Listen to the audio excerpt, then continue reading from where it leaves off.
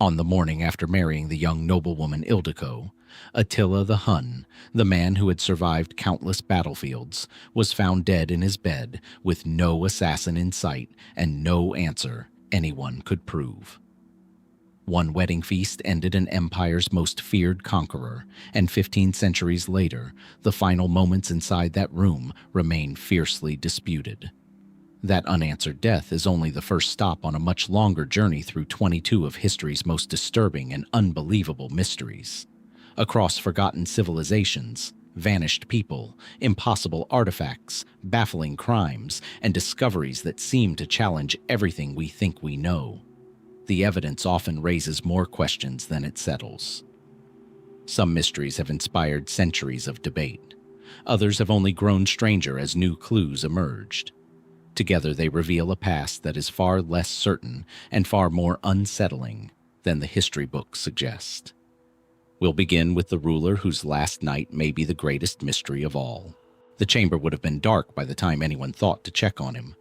Somewhere in the Hungarian plain, inside a wooden palace whose exact location no archaeologist has ever confirmed, a king lay motionless on a low bed heaped with furs and captured Roman silk. It was AD 453. Outside, the wedding feast that had run long into the previous night had finally gone quiet. The wine cups emptied, the fires banked low, the guards perhaps a little too satisfied with their own share of the celebration to notice that no one had emerged from the king's quarters come morning. His name was Attila. For the better part of 2 decades, he had been the single most feared man on the European continent, a leader who had extracted gold by the ton from the Eastern Roman Empire simply by threatening to appear at its gates, who had pushed into Gaul and Italy while entire cities emptied at the rumor of his approach. Historians would later call him the Scourge of God. And on this particular morning, after marrying a young woman named Ildiko in a ceremony soaked in wine and celebration, he was found dead in his bed, with no mark of violence anywhere on his body. The chronicler Priscus, who had actually met Attila in person years earlier during a Roman diplomatic mission, left behind one of the closest things historians have to a primary account. According to the version passed down through the Gothic historian Jordanes, Attila suffered a severe nosebleed after the wedding festivities, the kind of bleed that under ordinary circumstances might mean very little. But he was lying on his back, heavily intoxicated, and the blood had nowhere to go. He drowned, the account suggests quietly, in his own blood, with his new bride reportedly found beside him, weeping, having noticed nothing until it was far too late. It is a plausible death. Physicians today would recognize the mechanism easily enough. Esophageal varices, perhaps, ruptured by years of heavy drinking, or simply a nosebleed mismanaged by a man too drunk to wake. Nothing about it requires a conspiracy. And yet, almost from the moment word of his death spread, other explanations began to circulate. Some Roman sources whispered of poison. Marcian, the Eastern Roman emperor, had every reason to want Attila gone. The tribute payments alone were bleeding the treasury dry, and an assassination dressed up as a wedding night accident would have been a remarkably tidy solution. Could Ildiko have been an instrument rather than simply a widow? Some later retellings suggest she may have had her own reasons for wanting him dead, tied to conflicts between the Huns and her own people.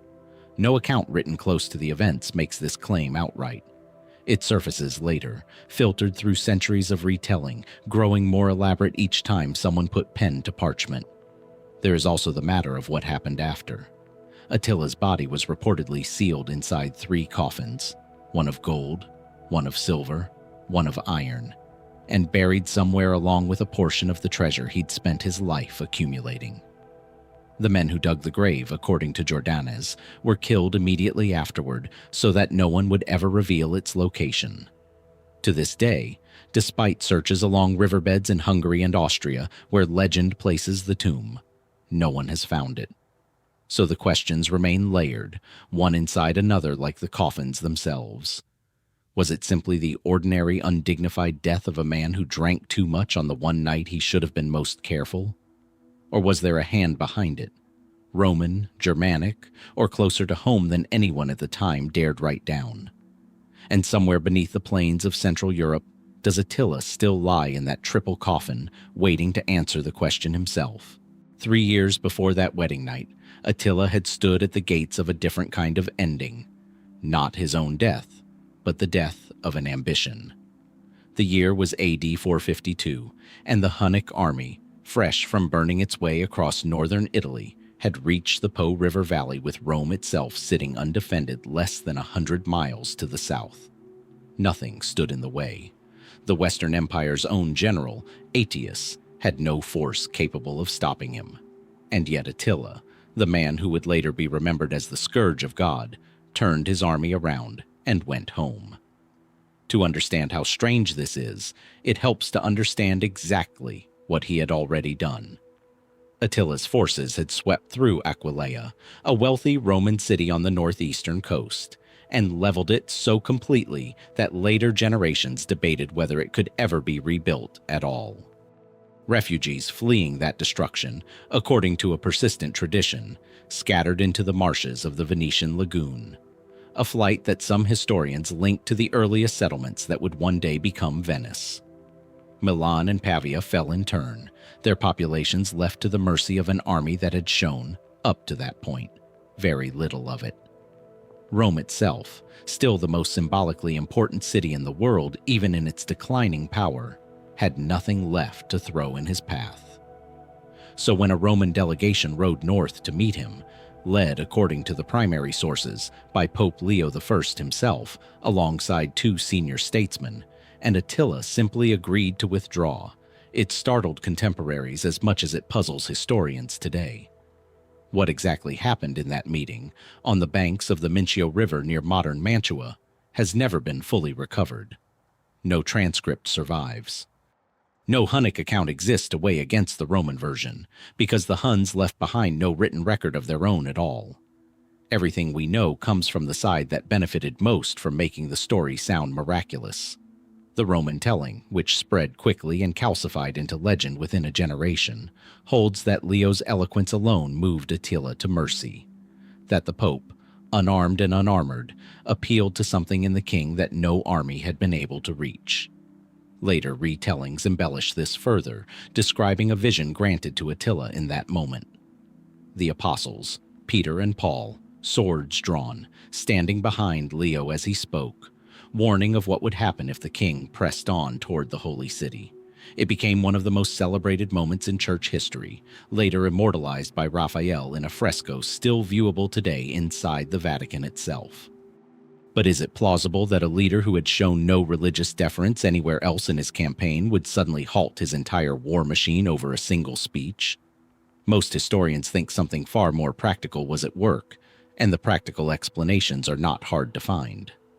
Attila's army, having spent months campaigning through an unusually difficult year, was almost certainly suffering from disease.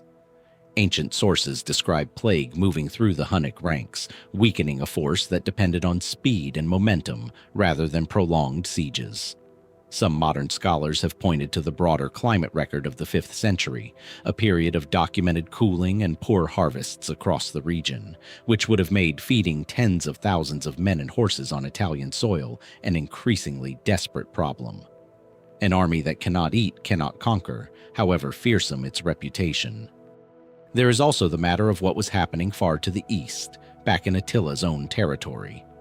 Reports, however fragmentary, suggest that the Eastern Roman Emperor Marcian had begun launching strikes across the Danube into Hunnic lands themselves, threatening the homeland Attila had left undefended while he pursued glory in Italy.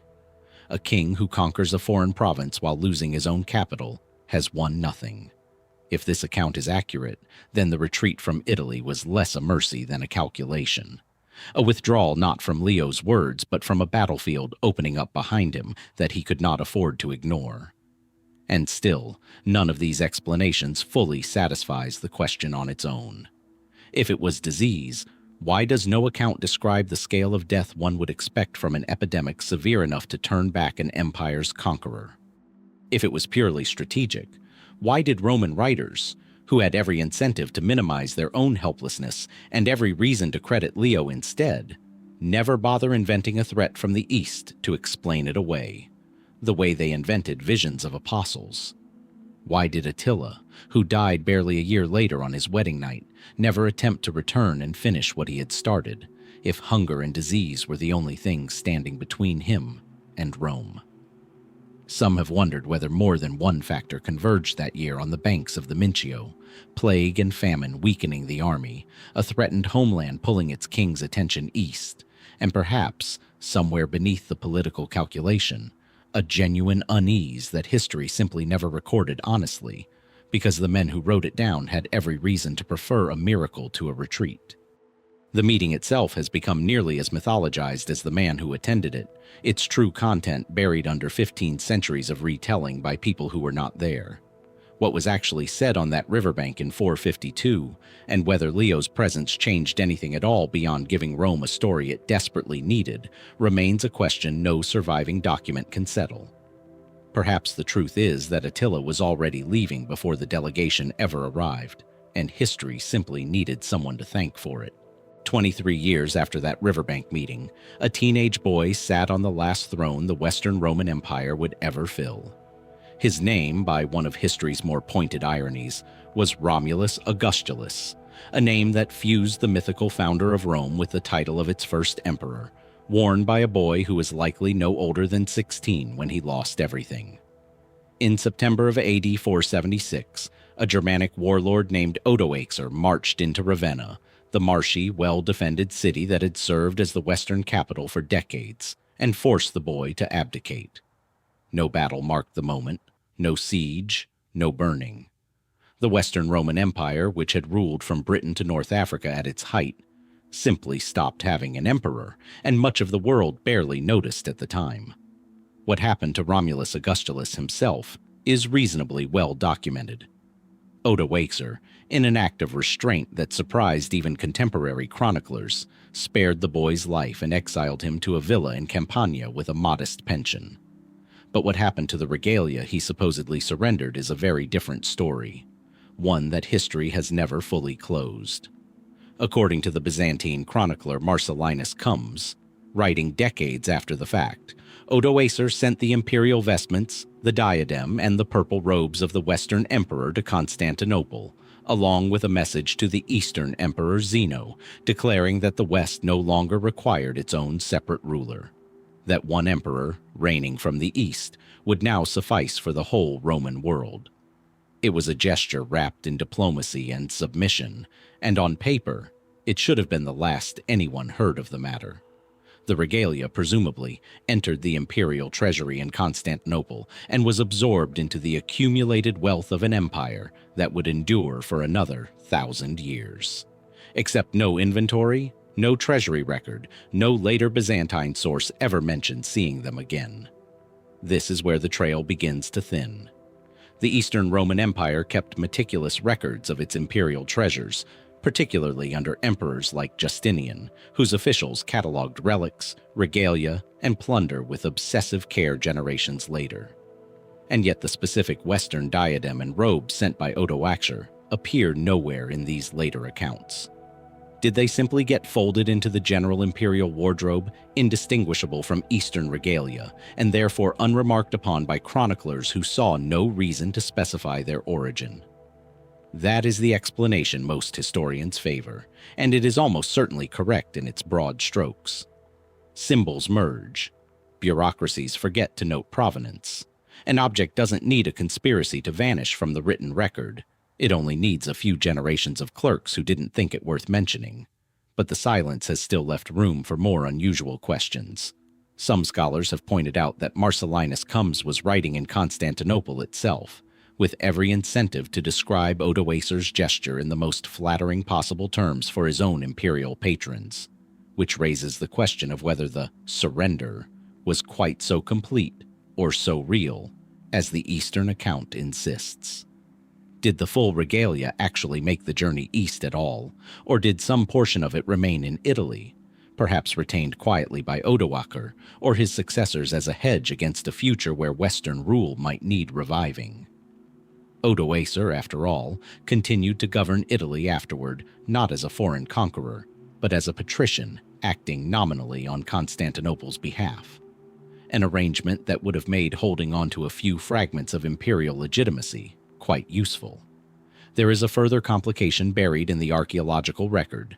In 1544, workers near the Lateran Basilica in Rome uncovered a hoard that included ornate objects long assumed by some antiquarians to be imperial in origin, though later scholarship has treated this identification with considerable skepticism. No confirmed piece of the specific regalia described by Marcellinus has ever been positively identified in any museum or excavation.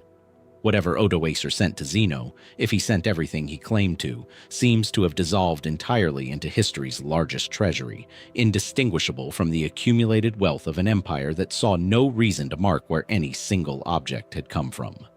Why does this matter, beyond antiquarian curiosity?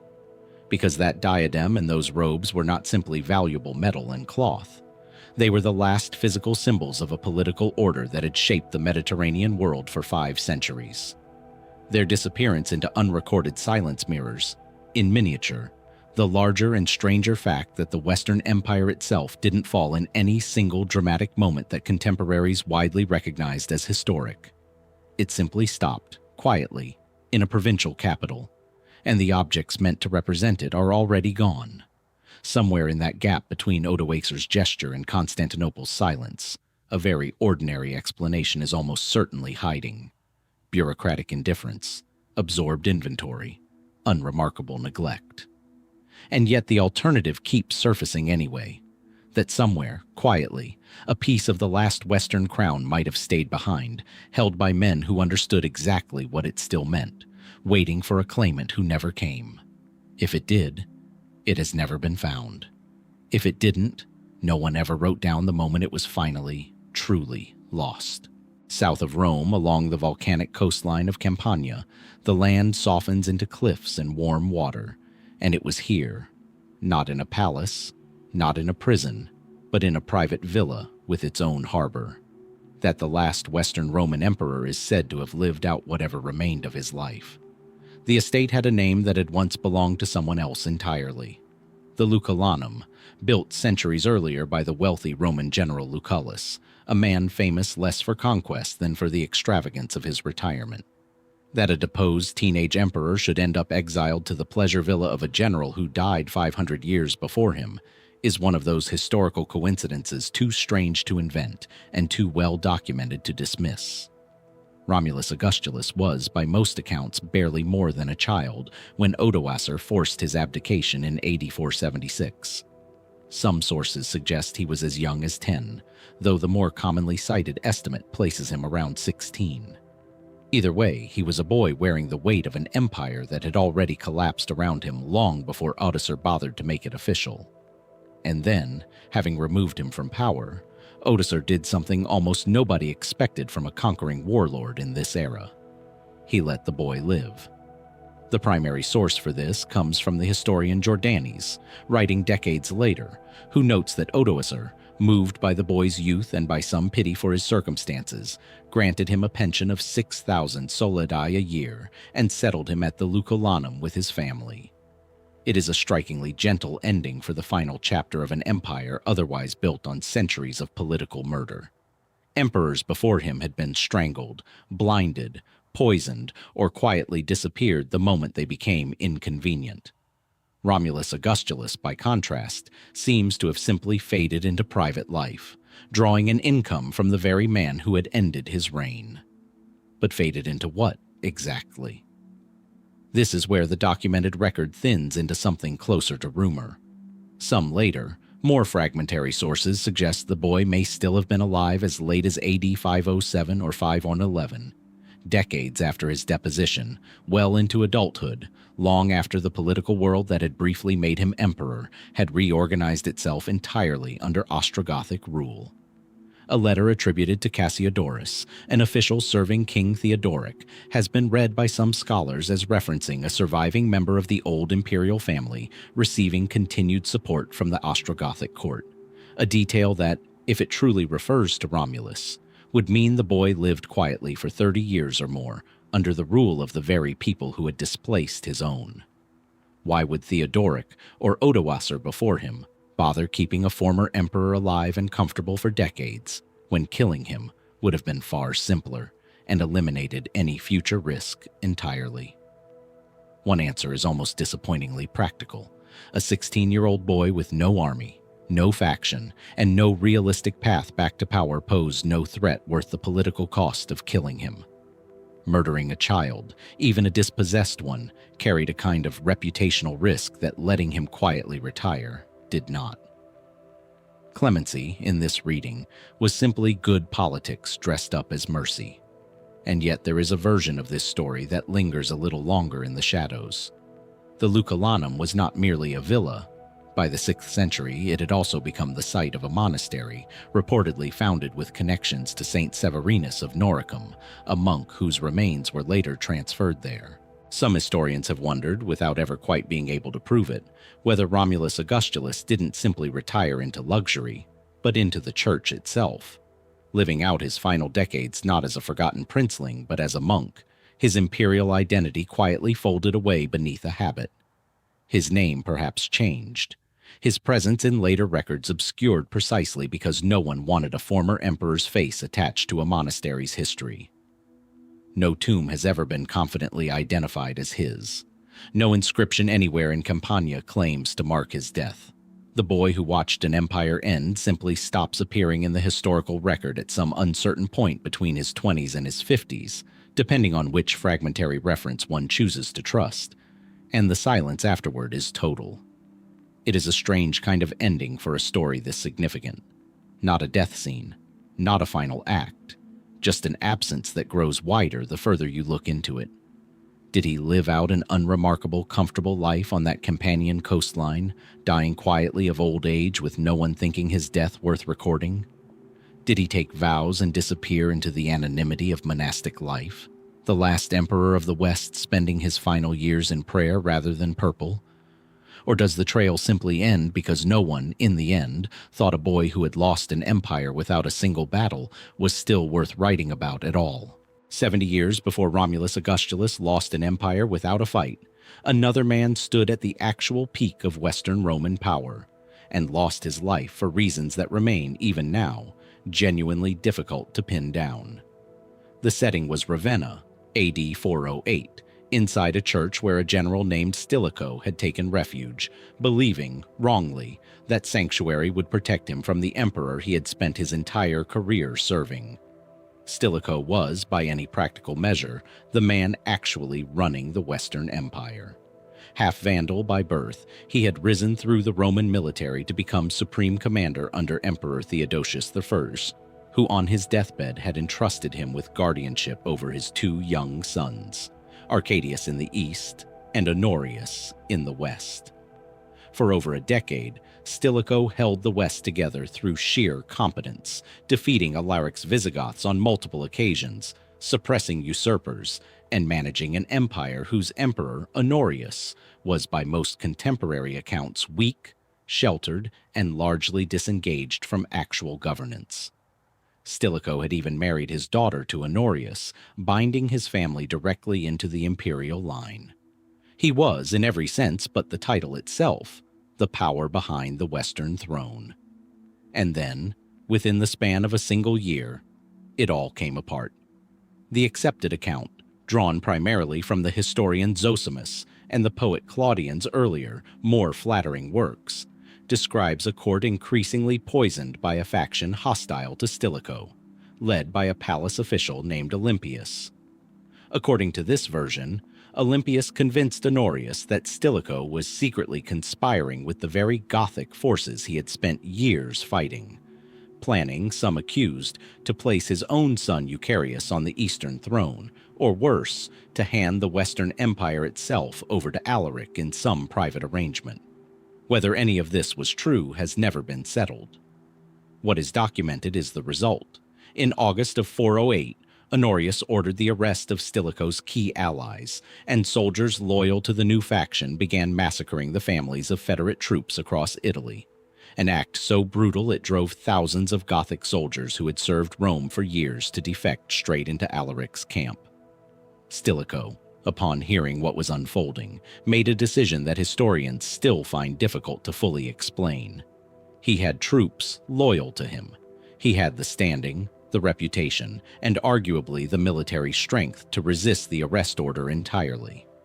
Instead, he fled to a church in Ravenna and surrendered, apparently trusting that Honorius, the emperor he had served loyally for over a decade, the man whose own father had placed his sons in Stilicho's care, would not actually have him killed. He was wrong. Soldiers dragged him out and executed him on August 22nd, AD 408, on the emperor's direct order. Why did the most powerful military man in the Western Empire simply surrender? This is where the mystery genuinely opens up, because Stilicho's choice makes very little strategic sense unless he believed something about his own position that events would prove tragically false. Some historians read his surrender as an act of genuine loyalty, a man who had built his entire identity around service to the Theodosian dynasty, unable to imagine raising an army against the son of the emperor who had trusted him. Others see something closer to miscalculation, a general so confident in his own indispensability that he failed to recognize how thoroughly the court around Honorius had turned against him.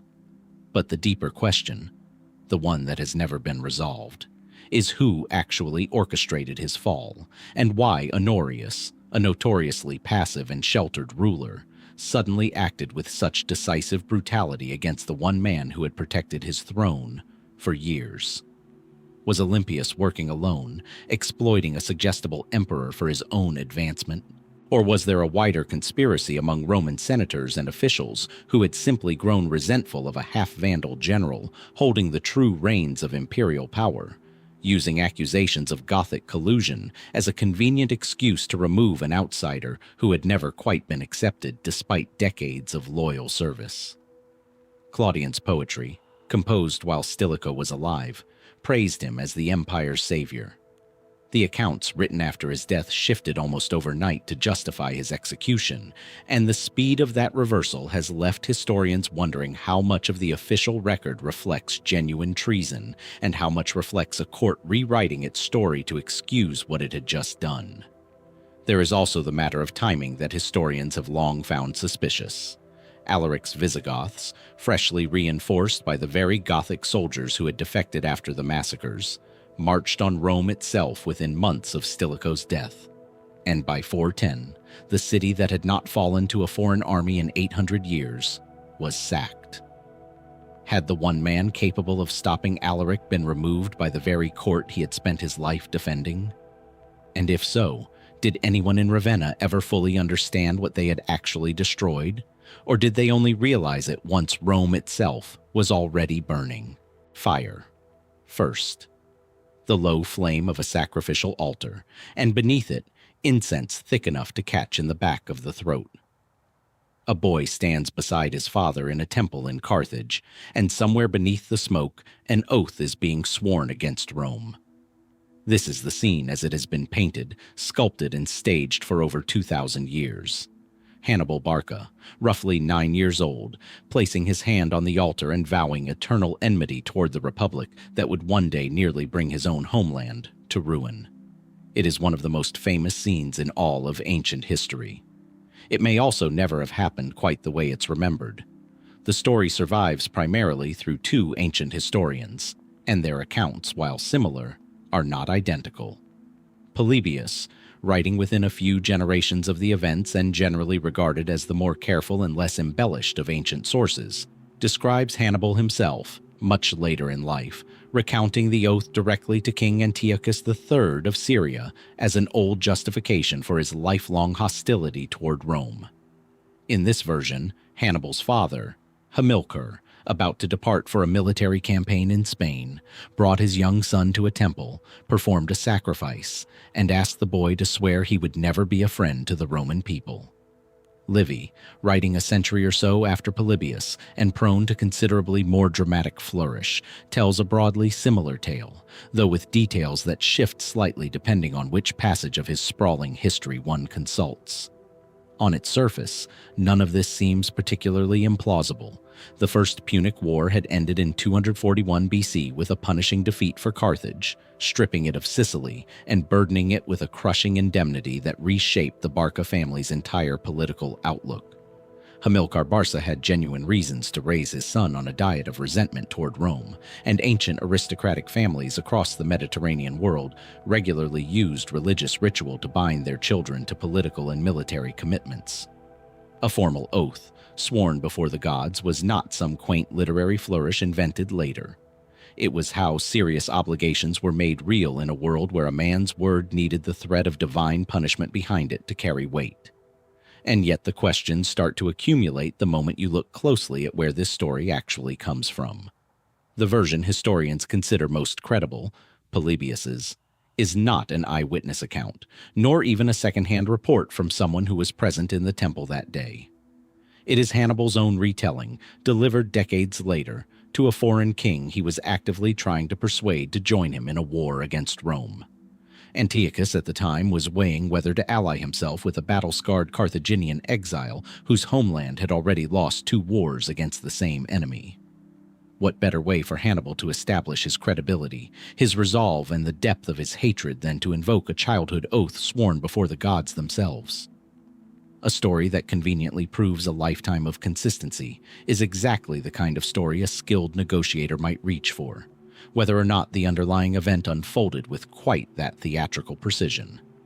This does not mean the oath was invented outright. Most historians today accept that something like this scene likely occurred, that Hamilcar probably did perform some ritual binding his son to the anti-Roman cause before departing for Spain, and that the core memory Hannibal carried into adulthood was genuine. But the specific details, the exact wording of the vow, the precise age of the boy, even which god's altar was used, all likely passed through years of retelling, political convenience, and Hannibal's own considerable skill as a storyteller before ever reaching Polybius's pen. Ancient historians, unlike modern ones, had no obligation to distinguish a verified event from a persuasive anecdote a subject told about himself. If Hannibal wanted a particular version of his own childhood remembered, there was no fact-checker standing between his words and the historical record.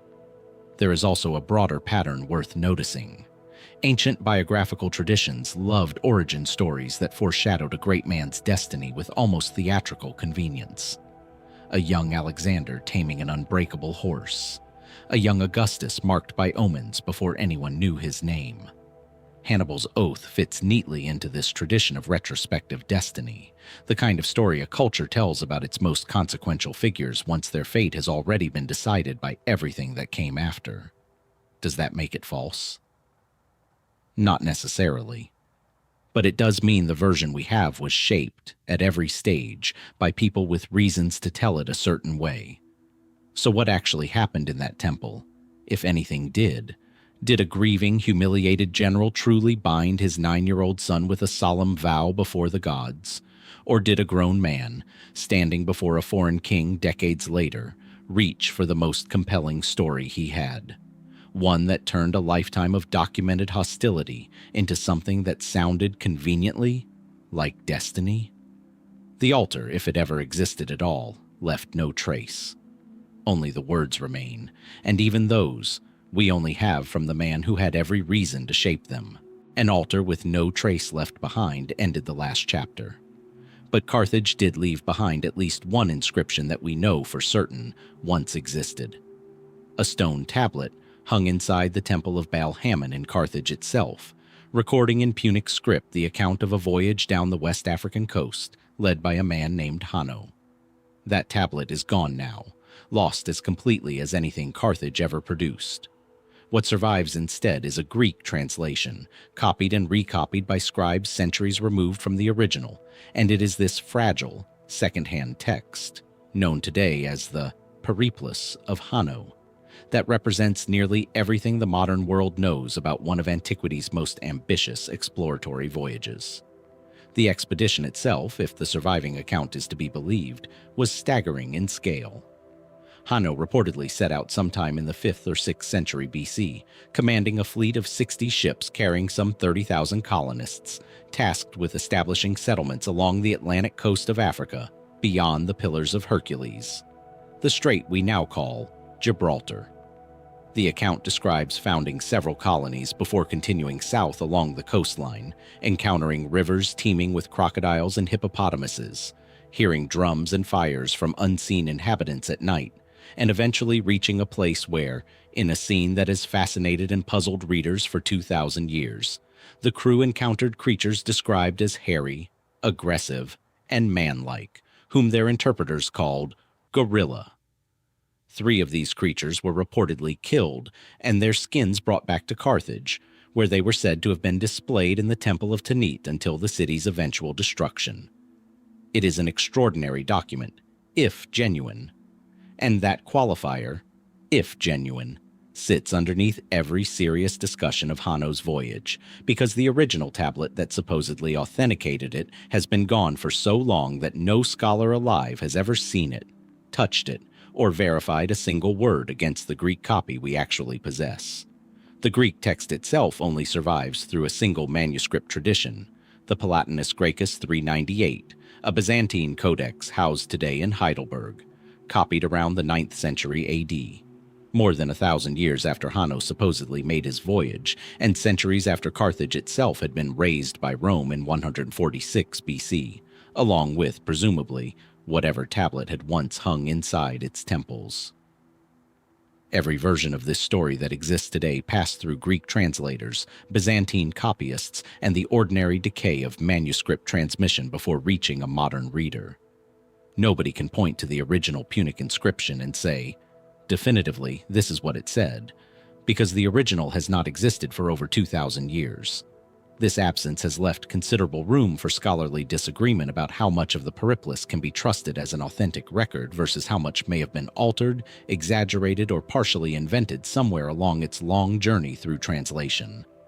Some geographic details in the text align remarkably well with real features of the West African coastline, a description matching what may be Senegal's coastline, mountains that could correspond to Sierra Leone, a volcanic eruption that some scholars have connected to Mount Cameroon, one of the few active volcanoes on that stretch of coast. These correspondences have convinced many historians that the voyage, at its core, describes something real, undertaken by sailors who genuinely traveled much farther down the African coast than most ancient Mediterranean peoples ever managed. But other elements strain credulity in ways that are harder to resolve. 30,000 colonists aboard 60 ships is an enormous logistical undertaking for the period, and no independent Carthaginian or Roman source corroborates a colonization effort of that scale surviving anywhere along the West African coast. The famous gorilla passage has generated centuries of speculation. Are these genuinely early European contact with gorillas or chimpanzees? Or are they something closer to travelers' exaggeration, filtered through translators who had no framework for describing unfamiliar primates except as monstrous, aggressive people? Without the original tablet, there is no way to know whether these details reflect Hanno's own words or accumulated embellishment added by later Greek and Byzantine hands eager to make the account more marvelous with each retelling. And this is where the deeper mystery sits, patient and unresolved. An original document, inscribed in stone inside one of the ancient world's great temples, describing what may have been one of history's most significant voyages of exploration, gone entirely, along with the city that housed it. Rome didn't merely defeat Carthage in 146 BC. It erased it systematically, leveling its temples and libraries so thoroughly that almost nothing of Carthaginian written culture survived independent of what earlier Greek writers had already bothered to copy down. Whatever else that tablet might have confirmed or contradicted about Hanno's journey went into the fire, along with everything else Carthage had ever recorded about itself. Did Hanno's fleet truly reach the volcanic coastline of Cameroon, thousands of miles beyond anything most ancient Mediterranean sailors ever attempted?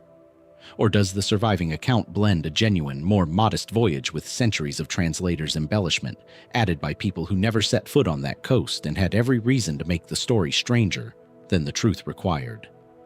The tablet that could have settled the question burned with the rest of Carthage, and no one thought in that moment that its answer was worth saving.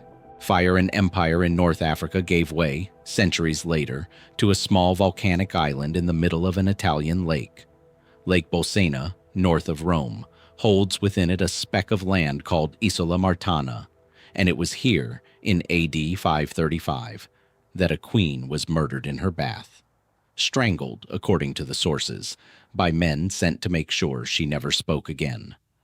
Her name was Amalasuntha, daughter of Theodoric the Great, the Ostrogothic king who had ruled Italy with a stability rare for the era, blending Roman administrative tradition with Gothic military power. When Theodoric died in AD 526 without a surviving son, Amalasuntha became regent for her young son Athalaric, and by every account that survives, she governed with considerable skill. Fluent in Latin and Greek, educated in the classical tradition, determined to keep the fragile Romano-Gothic settlement of Italy functioning smoothly. The historian Procopius, our primary source for nearly everything that happened next, describes her as remarkably capable, which makes what followed all the more difficult to fully untangle. Her son died young, around AD 534, leaving Amalasuntha without the protective cover his kingship had provided her. Needing a co-ruler to legitimize her continued authority among a Gothic nobility uneasy about a woman governing alone, she elevated her cousin Theodahad to share the throne. It was, on paper, a reasonable political solution. It proved to be a catastrophic miscalculation. Theodahad, a man Procopius describes as more interested in philosophy and personal wealth than governance, moved quickly once he held real power. Within months, Amalasuntha was arrested and exiled to that small island in Lake Bolsena, and shortly afterward, she was dead, murdered by relatives of Gothic nobles she had previously had executed for plotting against her. This much is documented reasonably well. What has never been settled is who, precisely, wanted her dead badly enough to arrange it, and how much Theodahad himself knew or authorized before the killing took place. The most immediate suspects are obvious. The family members of the three Gothic nobles Amalasuntha had ordered executed earlier in her regency for conspiring against her authority. Their relatives had clear motive, and Procopius names them directly as the ones who carried out the strangling. Revenge in this reading requires no larger conspiracy. A grieving, furious family finally getting their opportunity once their target's protector-turned-co-ruler proved willing to look the other way. But Procopius offers something considerably more unsettling in the same account, a suggestion that Empress Theodora, wife of the Eastern Roman Emperor Justinian, may have played a hidden role in encouraging Amalasuntha's death, allegedly out of concern that the Ostrogothic queen's intelligence, education, and diplomatic standing with Justinian's court made her a potential rival for imperial favor and influence. If true, this would mean the murder of a Gothic queen inside Italy was quietly engineered from Constantinople itself by another royal woman anxious about her own position. Procopius, however, was no neutral chronicler when it came to Theodora. His other, considerably more scandalous work, The Secret History, paints her in such viciously hostile terms that many historians treat his claims about her involvement with real caution, uncertain whether he is reporting genuine political intrigue or projecting his personal contempt for the empress onto events he could not fully verify. There is a further complication that makes Theodahad's own role difficult to pin down with confidence. Justinian, upon learning of Amalasuntha's death, reportedly expressed outrage and used her murder as a pretext to launch his invasion of Ostrogothic Italy, a war that would grind on for nearly 2 decades and ultimately devastate the peninsula. But did Justinian's anger reflect genuine grief over a woman he had apparently corresponded with and possibly offered asylum to, or was her murder simply a convenient justification for an invasion he had already been planning regardless? Some historians have wondered whether Theodahad, in permitting or ordering her death, believed he was acting with tacit approval from Constantinople, only to discover too late that he had handed Justinian exactly the pretext needed to end Gothic rule in Italy entirely. What makes this murder so difficult to resolve is the sheer number of parties who each had something to gain from Amalasuntha's silence. Theodahad wanted undisputed power without a capable rival watching his every decision. The vengeful Gothic families wanted blood debts settled. Theodora, if Procopius is to be believed at all, wanted a potential court rival removed from the board entirely. And Justinian, whatever his personal feelings, ended up the single greatest beneficiary of her death, gaining the justification he needed to reclaim Italy for the Eastern Empire. A murder with this many people quietly satisfied by the outcome rarely comes with a confession attached. Procopius names the killers, but he never definitively proves who ordered them there, and the sources closest to the event were all, in one way or another, writing with their own political sympathies attached. Did Theodahad simply permit a private revenge killing to solve his own political problem, understanding exactly what door it would open in Constantinople? Or was Amalasuntha's death engineered from further away than anyone in Italy at the time fully realized, arranged by a woman in a palace hundreds of miles east who saw a rival too capable to leave alive? The water of Lake Bolsena closed over her quietly enough. The truth of who sent her there never surfaced with it. 8 centuries before a queen drowned in a bath on an Italian lake, another ruler crossed water of his own, the Hellespont, the narrow strait separating Asia from Europe, and never crossed back. The year was 281 BC. The man was Seleucus I Nicator, the last surviving general of Alexander the Great's original inner circle, and by the time he reached the shores of Thrace, he was already the founder of an empire stretching from the Aegean to the borders of India. Seleucus had outlived nearly everyone. Of the Diadochi, the generals who tore Alexander's empire apart among themselves after his death in 323 BC, he alone remained standing after decades of near-constant warfare. He had defeated rivals, expanded his territory into the largest of the successor kingdoms, and by 281 BC, in his late 70s, he had just won a final decisive victory at the Battle of Corpedium, killing his last major rival, Lysimachus, and adding Lysimachus's Thracian and Anatolian territories to his own vast holdings. He was, at that moment, arguably the most powerful man alive, standing at the edge of Europe with the ambition, according to several ancient sources, of finally returning to Macedonia itself, the homeland he had left as a young officer under Alexander decades earlier and had not seen since. He never got the chance. Within months of crossing into Europe, Seleucus was assassinated near Lysimachia, murdered by a man he had every reason to trust. Ptolemy Caraunos, an exiled prince who had fled to Seleucus's court seeking refuge after losing out in the succession struggles of his own family, the Ptolemaic dynasty ruling Egypt. Seleucus had taken him in. Ptolemy Caraunos repaid this hospitality by stabbing his host and benefactor, then immediately declaring himself king and seizing control of Macedonia for himself. On its surface, this reads as a fairly straightforward act of ambition and betrayal, a landless exile, granted sanctuary, seeing an opportunity to claim a throne and taking it without hesitation. Several ancient sources, including Appian and Memnon of Heraclea, describe the murder in relatively similar terms, and the immediate motive seems clear enough. Ptolemy Caraunos wanted a kingdom, and Seleucus, however unwittingly, had walked directly into striking range of one, escorted only lightly, apparently trusting a guest he had sheltered for years. But several details around this assassination have never sat entirely comfortably with historians.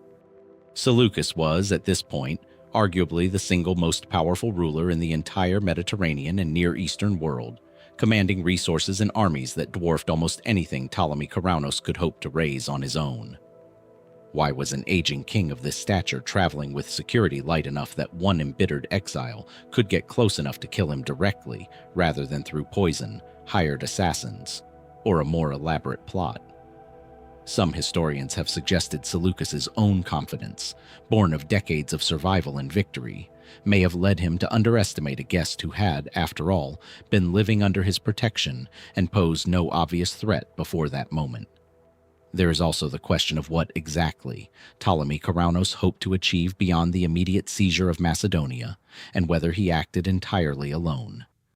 His own sister, Arsinoe, had been married first to Lysimachus, and then, in a sequence of court marriages during this chaotic period, briefly to Ptolemy Caraunos himself in an arrangement clearly designed to consolidate power in Macedonia, following Lysimachus's death at Corpedium. Some ancient accounts hint that Ptolemy Caraunos' ambitions in the region predated Seleucus's arrival entirely, raising the possibility that the assassination was less an opportunistic act of betrayal, and more a calculated strike, timed precisely for the moment Seleucus crossed into Europe with his guard down, in territory Ptolemy Ceraunus already had personal designs on claiming. And there is a final irony that historians have never been able to look past. Seleucus, after half a century of nearly unbroken warfare and political survival against rivals far more powerful and battle-hardened than a landless exile, was killed not by an enemy general on some distant battlefield, but by a man he had personally sheltered at the exact geographic threshold of the one homecoming he had spent decades apparently hoping to make. Had he lived another few weeks, he might have set foot in Macedonia for the first time since his youth. Instead, his ambitions collapsed within sight of the very land he was returning to reclaim, his empire fracturing almost immediately into the hands of his son. Was this simply naked ambition seizing an unguarded moment?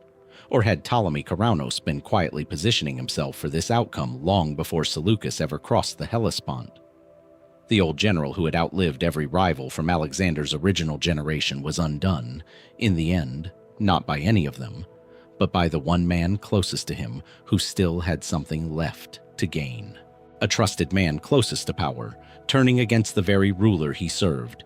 That pattern surfaces again, 7 centuries later, on the banks of the Aria River near Tortona, in northern Italy, where a Roman emperor was quietly strangled by the general who had made him. Majorian is, among historians of the collapsing Western Empire, something close to a tragic anomaly. A ruler who actually seemed capable of reversing the empire's slide, arriving at a moment when nearly everyone else had already given up on the idea that reversal was possible. He came to the throne in AD 457 through the backing of Ricimer, a powerful Romano-Gothic military strongman who had, by this point, made and unmade emperors as a matter of routine, preferring to rule through pliable figureheads rather than take the purple himself. Majorian initially looked like exactly that kind of arrangement. A capable general elevated because he was useful, not because anyone expected him to govern with real independence. He surprised everyone. Over the next 4 years, Majorian pushed through a remarkable set of reforms, addressing corrupt taxation practices that had been quietly bleeding Roman citizens for decades, restoring crumbling infrastructure, and rebuilding a fleet with genuine ambition. A campaign to retake Vandal-controlled North Africa, the breadbasket province whose loss had crippled Rome's grain supply, and, with it, its ability to feed Italy itself. For a brief window, it looked as though the Western Empire, written off by many as already finished, had found a ruler willing to fight for its survival rather than simply manage its decline. Then, in AD 460, near the Spanish coast at Cartagena, the fleet Majorian had spent years assembling was destroyed. By treachery, several sources suggest, rather than open battle, with the Vandal king Gaiseric reportedly informed in advance of the fleet's location and vulnerabilities. The invasion of Africa collapsed before it had properly begun, and within a year of that disaster, Majorian himself was dead, arrested by Ricimer's forces near Tortona in August of AD 461, stripped of his imperial regalia, and executed within days. Some accounts specify by beheading, others by the same method used against countless inconvenient Roman officials before him. The official explanation offered by the sources closest to the event is straightforward enough on its surface. Ricimer, embarrassed and threatened by the scale of the African campaign's failure, and increasingly wary of an emperor who had begun governing with more independence than his patron had ever intended, simply removed him. Majorian, in this reading, made the same fundamental miscalculation as figures in this pattern before him, mistaking the loyalty of the man who elevated him for something durable, failing to recognize until too late that Ricimer's tolerance for an assertive emperor had a limit, and that limit had just been crossed by a fleet burning in a Spanish harbor. But the destruction of that fleet is where the account grows considerably murkier. How did Gaiseric know precisely where to strike a fleet Majorian had spent years building in relative secrecy? Ancient sources are frustratingly vague on the mechanism of the betrayal, leaving open a question that has never been definitively answered. Was this simple Vandal intelligence gathering competently executed, or did someone closer to Majorian's own court, someone with access to his invasion plans, quietly ensure the emperor's most ambitious project failed before it could succeed, and make him too popular, too secure, too difficult for Ricimer to remove afterward.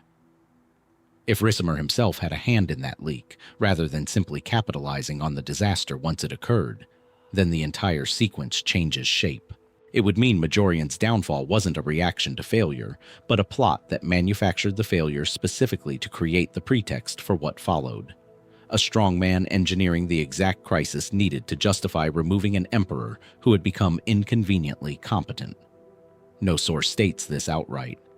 But the convenience of the timing, a fleet destroyed just before the general who made the emperor turned on him, has left generations of historians uneasy about accepting the official sequence at face value. There is a final detail that deepens rather than resolves the question. Majorian, before his death, had been drafting further legislation aimed at protecting provincial landowners from exactly the kind of predatory taxation that had enriched men in Ricimer's own circle for years. Whether this made him a target for reasons beyond the African disaster, whether the fleet's failure was simply the excuse rather than the underlying cause, remains entirely unrecorded by anyone with reason to say so honestly. Was Majorian brought down purely by the humiliation of a military catastrophe? He never should have trusted his own security around. Or had Ricimer, and perhaps others benefiting from the status quo Majorian threatened, quietly ensured that catastrophe happened in the first place? The river at Tortona kept whatever answer the general who ordered the killing might have given. No later account ever pressed him for one. A strong man who made and unmade emperors while keeping his own hands nominally clean. That role finds an even earlier occupant in Cassander, son of Antipater, who by 309 BC held Macedonia in a grip every bit as tight as anything Ricimer would later manage in Italy, except the figurehead Cassander eventually disposed of wasn't a grown emperor he'd elevated. It was a child he'd kept as a prisoner since infancy. Alexander IV was the son of Alexander the Great, born to the Bactrian princess Roxana only after his father's death in 323 BC, which meant the boy inherited a throne he was never old enough to actually hold. For the first years of his life, he existed as a political symbol more than a functioning king, a legitimizing figurehead fought over by the generals who had served his father and were now busy carving his empire into pieces for themselves. Cassander, having gained control of Macedonia itself, took custody of both Alexander IV and his mother Roxana around 316 BC, ostensibly as their protector. In practice, this meant house arrest. Mother and son were confined to the citadel at Amphipolis, a fortified city in Macedonia, watched constantly, and kept entirely isolated from any faction that might use the boy's legitimate claim to challenge Cassander's growing personal power. For years this arrangement held, largely because as long as Alexander IV remained a child, he posed no immediate threat, a useful hostage whose existence Cassander could tolerate precisely because a boy of 6 or 8 could not yet rally an army in his own name.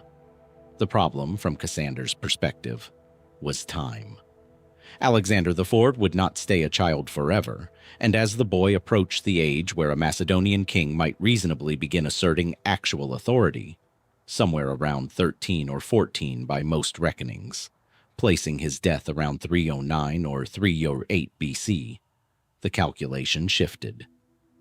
According to Diodorus Siculus, our primary source for this period, Cassander ordered the boy and his mother quietly poisoned and their bodies buried in secret at Amphipolis, eliminating the last legitimate blood claimant to Alexander the Great's throne and clearing the way for Cassander to eventually claim the kingship of Macedonia for himself, which he formally did in 305 BC.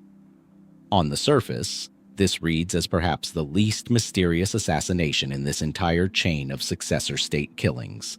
Cassander had obvious motive, clear opportunity as the boy's jailer, and he was, by every ancient account, the direct beneficiary of Alexander IV's death. Diodorus doesn't hedge or offer alternate suspects. The order came from Cassander, The poison was administered quietly, and the bodies disappeared into an unmarked grave specifically so that no shrine, no memorial, no rallying point could ever form around the remains of the last legitimate Argead king.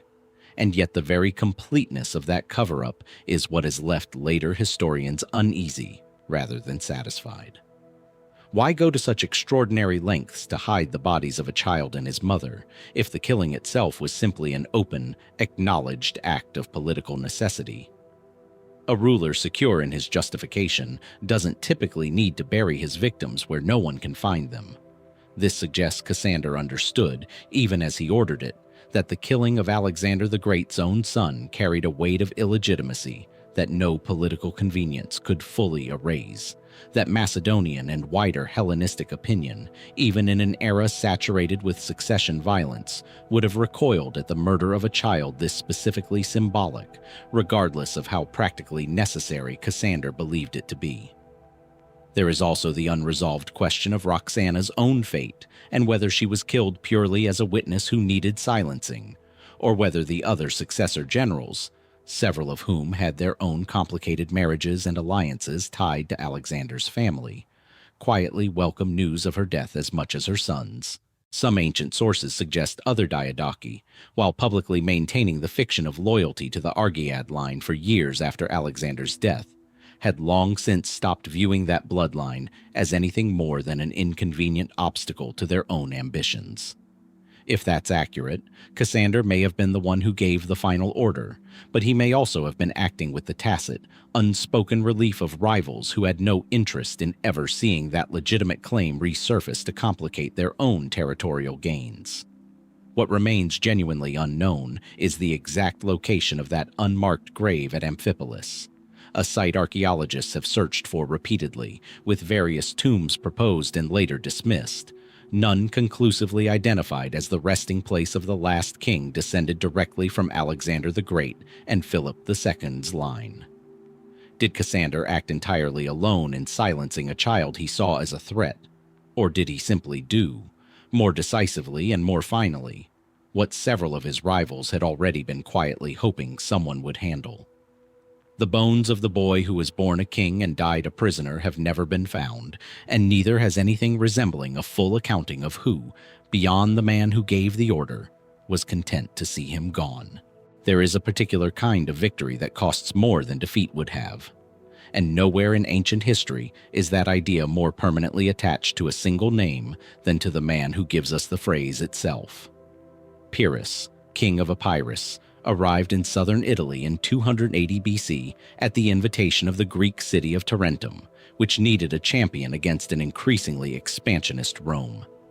He brought with him one of the most formidable armies the Italian peninsula had ever seen: 20,000 infantry, several thousand cavalry, and something the Romans had never encountered in battle before: war elephants, 20 of them, animals so unfamiliar to Roman soldiers that ancient accounts describe horses panicking at the mere smell of them. Pyrrhus defeated Rome twice in major engagements, first at Heraclea and then, more brutally, at Asculum in 279 BC. Victories so costly in his own soldiers and officers that Pyrrhus is reported to have remarked, upon reviewing the casualties, that another victory like this one would ruin him completely. History remembered the phrase so well that his name became the permanent word for exactly this kind of triumph. And then, after years of campaigning across Italy and a lengthy diversion into Sicily fighting Carthage, Pyrrhus simply left.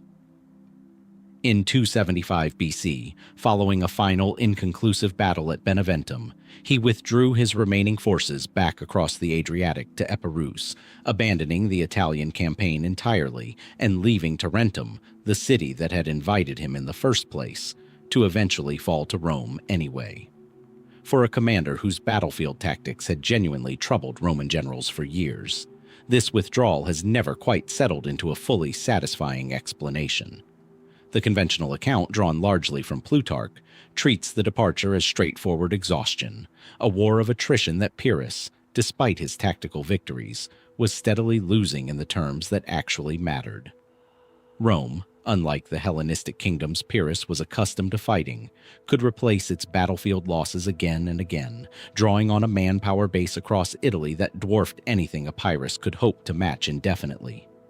Every victory thinned his own irreplaceable veteran corps, while Rome, bruised but never broken, simply raised new legions. Beneventum itself was less a defeat than a stalemate that Pyrrhus, for the first time, could not afford to treat as anything but a loss. This explanation is almost certainly true as far as it goes, but it leaves quieter questions sitting underneath the larger one, questions that surface once you look closely at the timing and the destination of his departure. Pyrrhus didn't simply retreat to consolidate and return later, the way a purely strategic withdrawal might suggest. He went home to find his own kingdom already destabilizing in his absence, with rivals in Macedonia and the broader Hellenistic world maneuvering to exploit the years he'd spent fighting a war 300 miles from anything that actually secured his own throne. Was the Italian campaign, then, less a war he lost through attrition, and more a war he could no longer justify continuing once it became clear that the opportunities waiting back in Greece mattered more to his actual survival as a king than anything Tarentum could offer him? There is also a persistent, harder-to-verify strand in the ancient tradition, suggesting that Pyrrhus, restless by temperament, had never fully committed to Italy as a final objective in the first place. That Sicily and Macedonia after it represented a pattern of a king perpetually chasing the next campaign rather than consolidating any single one, a man whose ambition outran his patience for finishing what he started. If this reading holds any water, then the Roman war wasn't abandoned because it became unwinnable, so much as because Pyrrhus's attention, restless as ever, had already begun drifting toward opportunities that looked easier to seize, even as the one in front of him remained technically undecided. Rome, notably, never definitively defeated Pyrrhus in the field in any battle he considered decisive. He was not driven out. He walked away, on his own timetable, toward a kingdom that within a few short years would see him dead in a completely unrelated conflict, killed in 272 BC during a chaotic urban battle in Argos, reportedly struck down by a roof tile thrown by an old woman watching from above, an ending so anticlimactic for a man who had troubled Rome itself that ancient writers seemed almost obligated to note the irony. So did Rome truly wear down a superior general through sheer attrition and manpower, exactly as the standard account insists? Or did Pyrrhus, restless and increasingly aware that his own throne back home mattered more than a peninsula he had never fully intended to conquer permanently, simply decide the war wasn't worth finishing? He left before Rome could ever force a true reckoning, and the peninsula he abandoned went on, within a decade, to swallow everything he'd fought over as though he had never been there at all. A roof tile in Argos ended a king who never lost a battle he thought counted. Some 1,500 miles southwest, across the Mediterranean and a century and a half later, a Roman general stood on the North African coast watching a fleet arrive that he may, or may not, have summoned himself. Bonifacius held the position of Comes Africae, the Roman military governor of the province that fed Italy. North Africa's grain shipments were, by the 5th century, the difference between a fed Rome and a starving one. By AD 429, when the Vandal king Genseric led an estimated 80,000 people, warriors and families together, across the Strait of Gibraltar from Spain into Roman Africa, Bonifacius was the man who should have stopped them. Instead, by the time the dust settled, Roman Africa was effectively lost, and the accusation that would follow Bonifacius for the rest of his life, and for the next 16 centuries of historical writing, was that he had invited the Vandals in himself. The story, as it circulated in antiquity, is a tidy piece of court intrigue. Bonifacius, according to this account, had fallen into conflict with Galla Placidia, the powerful regent governing the Western Empire on behalf of her young son Valentinian III, and with his rival general Aetius, the same Aetius who would later face Attila on the Catalonian plains. Aetius, the story goes, deceived Placidia into believing Bonifacius was plotting rebellion, while simultaneously warning Bonifacius that Placidia intended to have him killed. caught between a court he believed had turned against him and a rival maneuvering to destroy him. Bonifacius supposedly reached out to Genseric and the Vandals, inviting them into Africa as allies against Ravenna itself, only realizing his catastrophic error once the Vandals arrived and made clear they had no interest in serving as anyone's mercenaries. This account comes to us primarily through later writers, including Procopius, writing a full century after the events themselves, working from a Byzantine perspective with its own reasons to frame Western Roman collapse in terms of betrayal and court incompetence rather than structural failure. And this is precisely where the certainty of the story starts to erode. No contemporary source, writing while Bonifacius was actually alive to confirm or deny it, describes this invitation in any detail. The account solidifies only in retrospect, decades after Bonifacius himself was dead, at a point when blaming a single general's treachery offered a far simpler explanation than admitting the Western Empire's African frontier had been vulnerable for reasons no one wanted to examine too closely. There are real problems with the treachery narrative once it's held up against what else we know.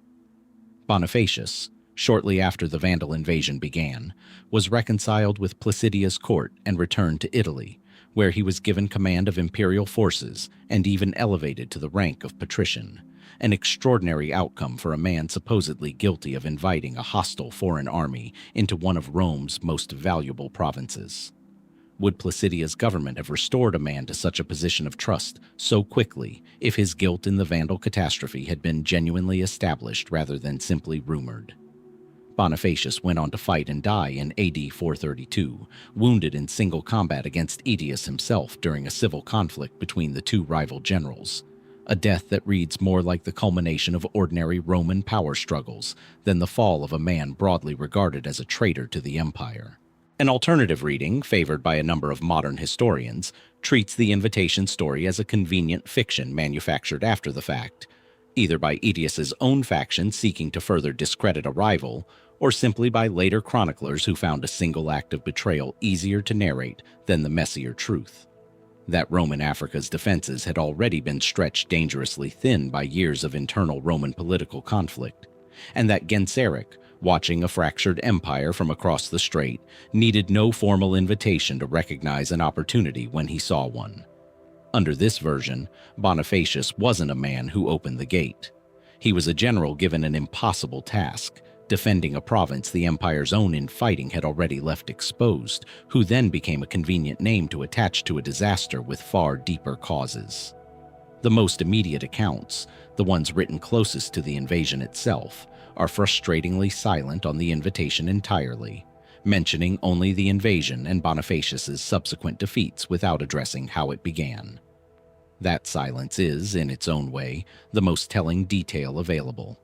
If a Roman general had genuinely thrown open the door to Genseric's tens of thousands, one might expect contemporaries to have said so immediately and loudly, rather than leaving the accusation to crystallize only once no one who had actually been there remained alive to contest it. Did Bonifacius, cornered by court politics he believed were about to end his life, truly gamble with an invitation he couldn't take back? Or did a struggling empire, unable to explain its own structural collapse in North Africa, find it easier to hand history a traitor's name than to admit the frontier had simply been left undefended by its own internal wars? Genseric's fleet made landfall regardless of which version is true. Only the reason it was allowed to remains genuinely uncertain. 2 centuries before Genseric's fleet found an undefended coastline, another foreign commander had already shown North Africa what a single skilled outsider could do to the balance of a war, and then vanished from the historical record so completely that no one can say for certain what became of either the man or the fortune he supposedly earned.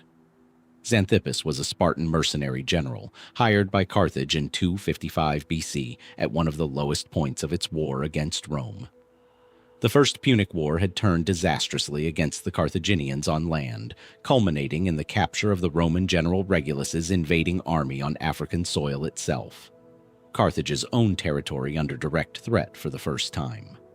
Xanthippus, brought in specifically for his expertise in Greek-style combined arms warfare, reorganized the Carthaginian forces, made better use of cavalry and war elephants than the commanders before him had managed, and at the Battle of Tunis inflicted a crushing defeat on Regulus, capturing the Roman general himself and effectively saving Carthage from a collapse that had seemed imminent only months earlier. It was, by any measure, one of the most consequential single interventions by a hired commander in the ancient world. A mercenary arriving from outside the conflict entirely and reversing its outcome almost single-handedly. Carthage, one assumes, paid him extraordinarily well for it, and this is where the record simply stops. Ancient sources, principally Polybius, describe Xanthippus's battlefield triumph in reasonable detail, but what happened to him immediately afterwards splinters into conflicting, thinly sourced accounts. One tradition holds that Xanthippus, wary of a Carthaginian government not known for its generosity toward foreign commanders who had grown too visibly successful, left Africa quietly and quickly after his victory, taking his payment with him before Carthage's notoriously suspicious aristocracy could decide he'd become more useful dead than paid. Another version, considerably darker, suggests Carthage arranged for his death during the return voyage, unwilling to let a foreign general who had just demonstrated how thoroughly he could outgeneral their own commanders survive to potentially sell his skills to Rome instead. A third, thinner strand of tradition has him settling in Egypt under Ptolemaic patronage, his fate afterward simply unrecorded because no historian in that setting had reason to keep tracking a Spartan mercenary who had already done his most famous work elsewhere. Whichever version is true, the fortune Xanthippus was presumably paid, and Carthage, however cautious with its foreign commanders, rewarded decisive military service extravagantly when the alternative was national survival, disappears from the record entirely alongside him. No inscription, no later Ptolemaic or Spartan account, no archaeological find has ever been confidently tied to Xanthippus's payment or its eventual fate. If he was killed at sea, as one tradition insists, did his wealth go down with him? Silt and coins scattered somewhere along the shipping lanes between Carthage and the Peloponnese or Alexandria. If he escaped with it intact, why does no later source, Spartan or Egyptian, ever mention a mercenary of his considerable fame arriving somewhere with a fortune large enough to match the scale of what he'd just accomplished? Some modern historians have wondered whether the very ambiguity of his fate reflects something Carthage itself preferred left unclear. A city that had just watched a foreign general save it from catastrophe had every incentive to avoid publicizing whether it had rewarded him generously and let him go, or quietly disposed of him once his usefulness ended. Either story carried its own reputational cost, generosity inviting other mercenaries to expect similar terms, betrayal discouraging future commanders from ever taking Carthaginian contracts at all. A silence convenient to everyone involved may simply have calcified into historical fact by default, with no contemporary source motivated to correct it. The uncertainty here isn't the product of some later catastrophe destroying records, the way Carthage's own archives would be destroyed decades later at the war's end. It's stranger than that. A genuinely famous figure, whose single military intervention altered the outcome of a major war, simply stops appearing in any traceable way immediately after his greatest success, with three incompatible traditions competing to fill the space where a documented ending should be. Did Xanthippus sail away from Africa with Carthaginian gold and live out his years in obscurity somewhere the ancient historian simply never bothered to follow him? Did the sea take him, along with whatever payment he'd been given, somewhere between two coastlines that never recovered either?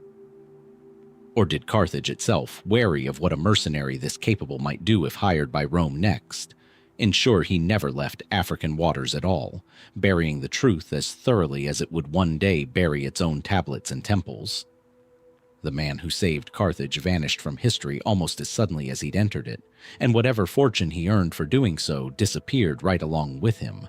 A father's oath before a temple altar opened this journey many chapters ago. A boy's hand pressed to sacrificial fire, sworn to hate Rome for life.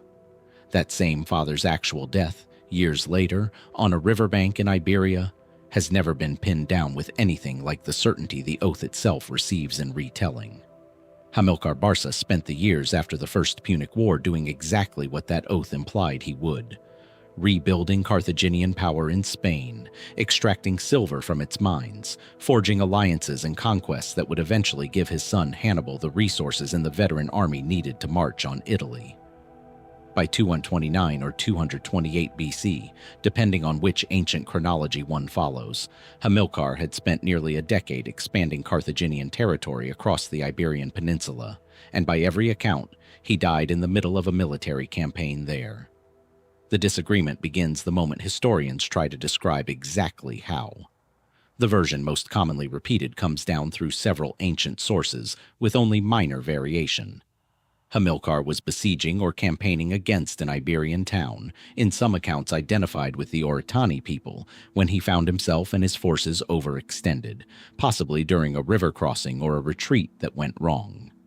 Diodorus Siculus describes Hamilcar sending his sons to safety before turning to face the pursuing enemy himself, drowning in the river as he covered their escape. A death framed almost deliberately as a final act of paternal sacrifice. The general who had raised Hannibal on an oath of vengeance, giving his own life so that vengeance could still be carried out by someone else. Other accounts complicate this tidy picture considerably. Some traditions describe Hamilcar's death in battle directly, cut down fighting rather than drowning during a retreat, killed by Iberian forces who had allied against Carthaginian expansion into their territory. The precise tribe involved, the exact circumstances of the engagement, and even the year itself shift depending on which fragmentary source one weighs most heavily, and no single account can be checked against a truly independent eyewitness record, because Carthage, as with so much of its own history, left no surviving internal document of its own describing the death of one of its most important generals in its own words. Why does this matter beyond the simple question of how, precisely, a general died on a foreign riverbank over 2,000 years ago? Because Hamilcar's death marks the exact hinge point at which command of Carthaginian Spain, and with it the entire military infrastructure that would eventually produce the Second Punic War, passed first briefly to his son-in-law Hasdrubal the Fair, and then, following Hasdrubal's own assassination several years later, to Hannibal himself.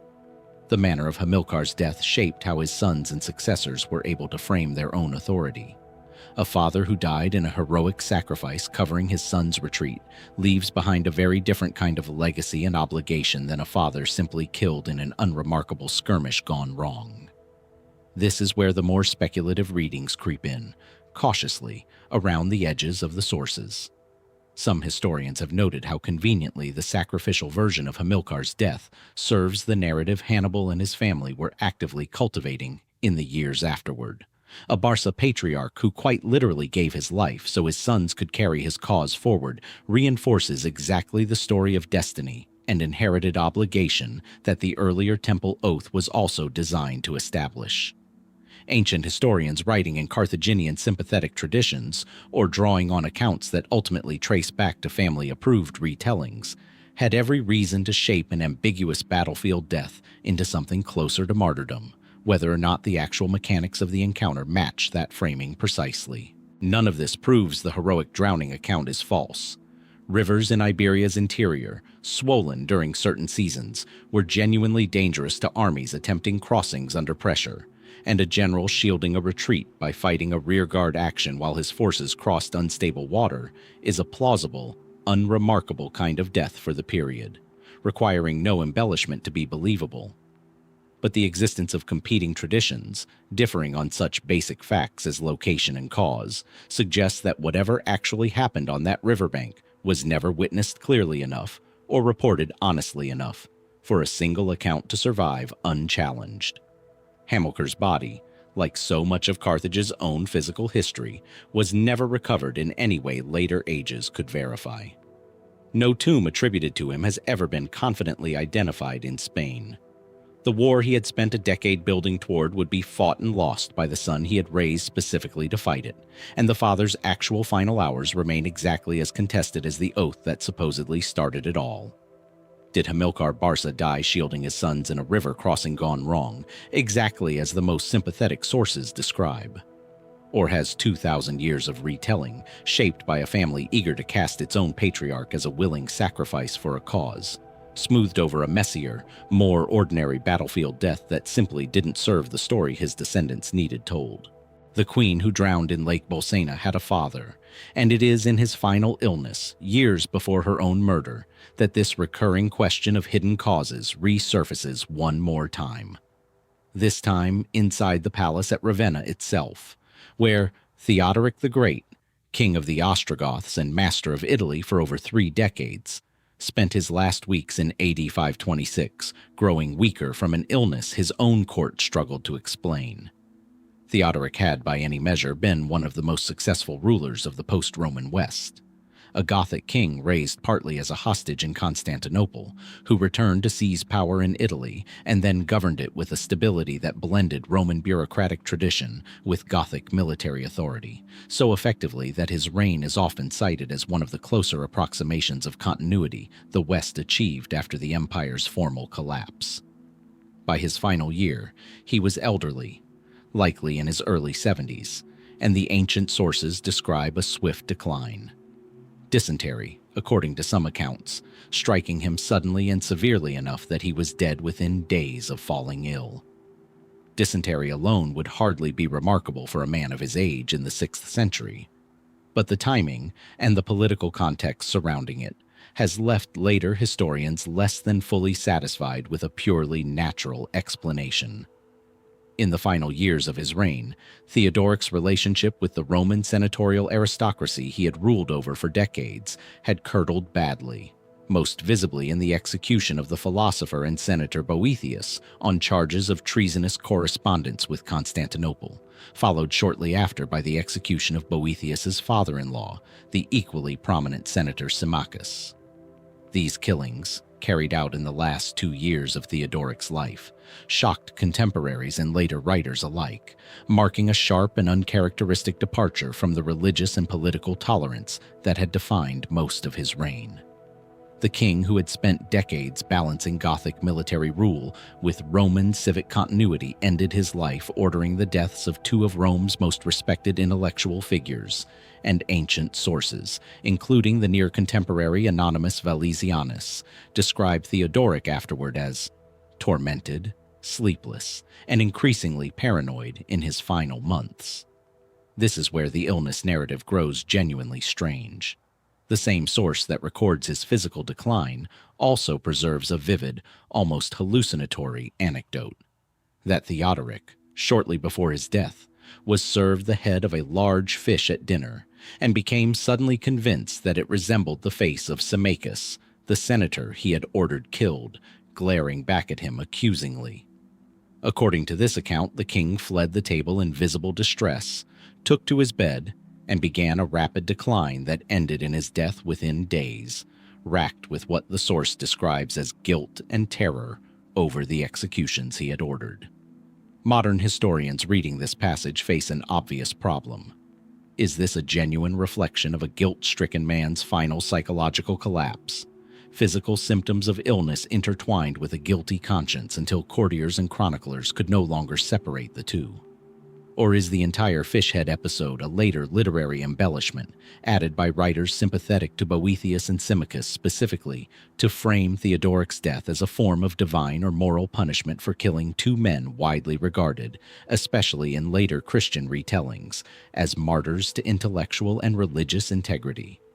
The anonymous Valesianus, whatever its value as a source, was compiled with a clear interest in casting the final years of Theodoric's reign as a moral decline, and a king literally haunted to death by the face of his victim serves that narrative rather too conveniently to be accepted entirely at face value. There is also a more clinical possibility that later medical historians have raised without ever fully resolving.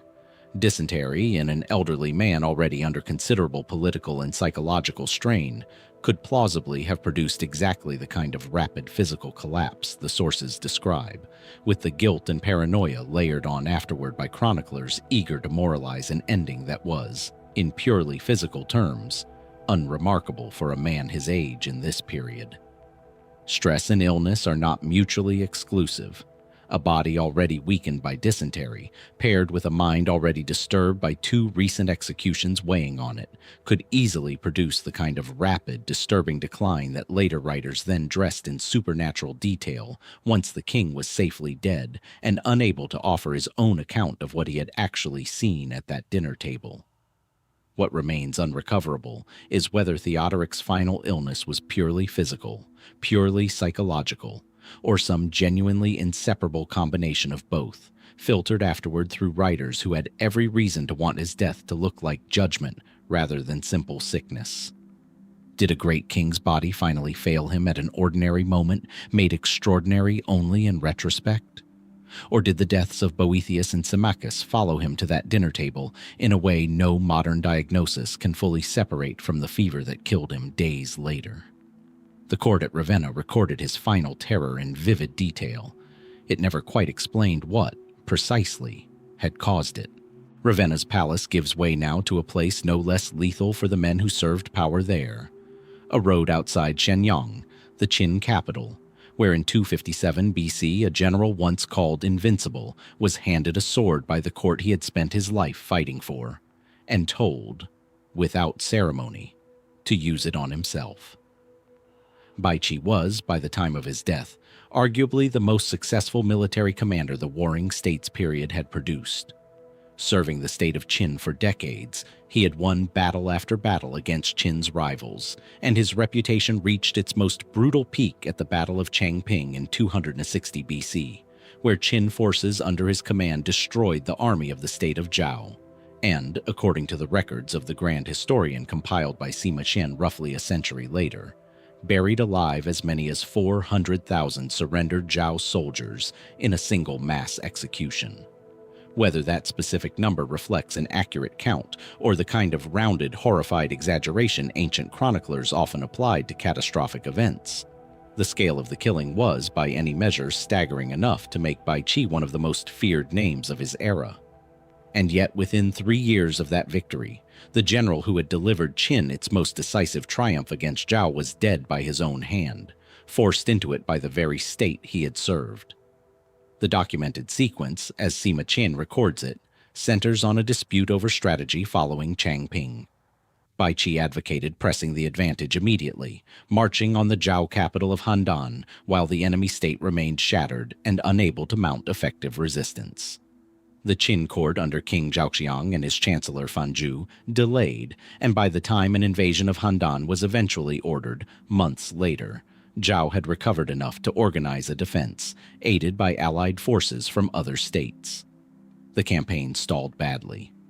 Baichi, apparently vindicated in his original assessment, but now asked to salvage a war he had explicitly warned would fail if delayed, refused to take command of the faltering siege, citing illness.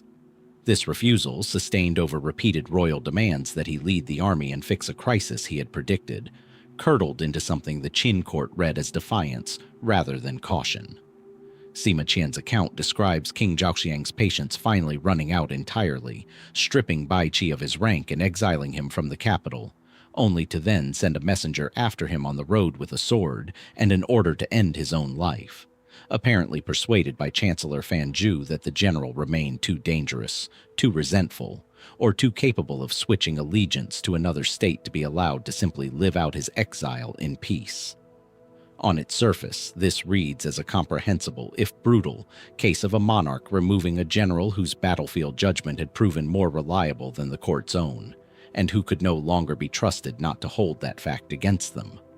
But the deeper one looks into the account, the more the specific mechanics of the decision resist easy explanation.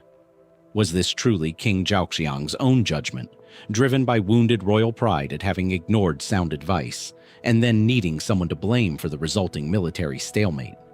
Or was Chancellor Fanju, a court official whose own position depended on outmaneuvering rivals for royal favor, the one actively engineering Baichi's downfall, using the general's insubordination as a convenient pretext to eliminate a military figure whose prestige and battlefield record made him a potential threat to Fanju's own influence at court? Sima Qian's account, compiled generations after these events from a mix of earlier records and oral tradition, gives Fanju a clearly antagonistic role in the general narrative, But the historian was also writing within a tradition that favored dramatic, personality-driven causation. A jealous minister whispering against a virtuous wrong general makes for a more satisfying account than the messier truth of a royal court genuinely divided over strategy, pride, and the political cost of admitting error. Did Fanju act out of pure self-interested rivalry, or was he simply the convenient face later historians assigned to a decision that many at the Qin court may have quietly supported, wary of a general whose growing legend and battlefield instincts had begun to outshine the throne itself? There is also the question of what Bai Qi himself understood in his final moments. Sima Qian records him accepting the sword with something close to resignation, reportedly acknowledging aloud that the slaughter at Changping alone was cause enough for his death, whether or not the court's stated reasons for killing him were the real ones. Was this genuine remorse for the scale of what he had ordered years earlier, or a general's bitter recognition that the state he had served so ruthlessly had simply decided his usefulness was outweighed by the danger of what he knew and who he might become?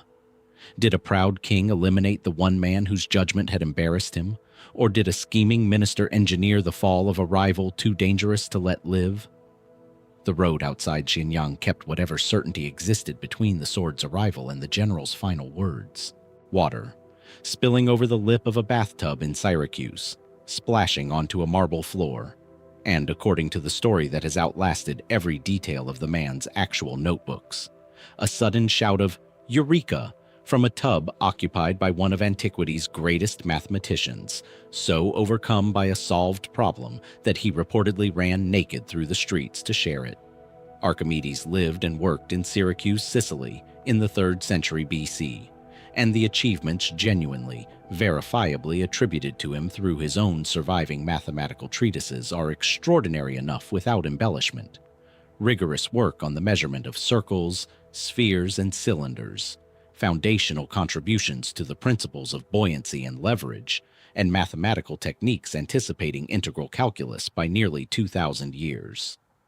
These survive because Archimedes himself wrote them down, in his own words, in texts that were copied, translated, and preserved through a long and genuinely traceable manuscript tradition. On these achievements, there is little serious dispute. The problem is that several of Archimedes' most famous stories don't come from Archimedes at all.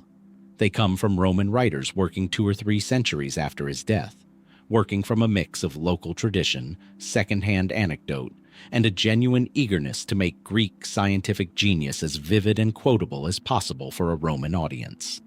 The bathtub story is the clearest example. It appears not in any of Archimedes' own writings, but in the work of the Roman architect Vitruvius, writing around 15 BC, roughly 200 years after Archimedes died. Vitruvius describes King Hero II of Syracuse asking Archimedes to determine whether a crown supposedly made of pure gold had been fraudulently mixed with silver, without damaging the crown itself. According to Vitruvius, the solution came to Archimedes while lowering himself into a bath and noticing the water level rise in proportion to the volume of his own submerged body. A principle he supposedly then applied to measure the crown's volume against its weight, revealing the goldsmith's fraud before running through the streets shouting, "Eureka!" meaning, "I have found it." It is one of the most famous anecdotes in the entire history of science. It is also notably absent from any source contemporary with Archimedes himself. This doesn't make the underlying physics wrong. Archimedes' principle, describing the relationship between an object's buoyancy and the volume of fluid it displaces, is genuine, verifiable, and appears in his own surviving mathematical work. What's uncertain isn't the science. It's whether the specific colorful bathtub scene, the naked sprint through Syracuse, the exact word shouted in the exact moment of discovery, reflects an actual event passed down through 2 centuries of oral tradition with reasonable accuracy, or whether Vitruvius, writing for a Roman audience that loved a vivid anecdote about eccentric Greek genius, simply built a memorable dramatic scene around a principle whose real discovery may have looked considerably less theatrical. Years of careful experimentation and calculation rather than a single flash of bathtub insight. The uncertainty deepens further with the famous story of Archimedes' death ray, a supposed system of mirrors used to set Roman ships ablaze during the siege of Syracuse in 212 BC. This account appears even later than the bathtub story, showing up centuries afterward in the writings of Lucian and later Byzantine sources, with no mention at all in Polybius, Livy, or Plutarch. The historians closest in time to the siege itself, who describe Archimedes' genuinely documented defensive inventions, including devices for hurling projectiles and the famous Claw of Archimedes, a crane-like mechanism reportedly capable of lifting Roman ships partially out of the water, without ever once mentioning mirrors or fire. Modern experiments attempting to replicate a mirror-based heat weapon using ancient technology have produced mixed, generally unconvincing results, requiring conditions of stillness, sunlight, and range that would have been extraordinarily difficult to achieve against moving warships under siege. So why do these particular stories persist so vividly, when the earliest, most reliable sources are silent on them entirely? One explanation is simply the natural drift of legend, layering increasingly dramatic detail onto a genuinely brilliant figure the further removed later writers were from anyone who could contradict them. Another possibility, favored by some historians of science, is that later Greek and Roman writers, aware of Archimedes' authentic and formidable reputation in optics and mechanics, found it entirely plausible to attribute additional, unverified feats to a man whose real accomplishments already sounded almost implausible on their own terms. What survives with genuine certainty is narrower than the legend suggests. Mathematical treatises in Archimedes' own hand, describing real principles that reshaped how later scientists understood volume, density, and mechanical advantage. What remains permanently uncertain is how much of the vivid, theatrical Archimedes, the naked sprint through Syracuse, the mirrors turning Roman ships to ash, reflects anything that actually happened, or whether centuries of retelling simply gave a genuinely brilliant mathematician a set of legends too satisfying for anyone to bother checking against the silence of the earliest sources. Did the bath really overflow the way Vitruvius describes it 200 years later? No one closer to the moment ever thought to write it down. No mirrors, no bathtub. The object at the center of this next mystery is considerably more mundane and considerably more lethal. A pair of scramus axes, the short, single-edged knives carried by Frankish warriors of the 6th century, coated in poison and placed in the hands of two men sent to kill a king in AD 575. Sigebert I ruled the Frankish kingdom of Austrasia, one of several territories carved out of the larger Merovingian realm following the death of Clovis I decades earlier. By the mid-570s, Sigebert had spent years locked in a bitter, escalating rivalry with his half-brother Chilperic I, king of neighboring Neustria, a conflict that had already consumed the lives of both men's wives in circumstances almost as murky as the assassination that would eventually claim Sigebert himself. Sigebert's wife, Brunhild, was a Visigothic princess, whose sister, Galswintha, had earlier been married off to Chilperic, only for Galswintha to be murdered shortly afterward, reportedly at the instigation of Chilperic's mistress and eventual wife, Fredegund, who wanted the throne for herself without a legitimate rival queen in the way. This murder poisoned relations between the two Merovingian kingdoms for a generation, and Brunhild, unsurprisingly, never forgave the woman she believed responsible for her sister's death.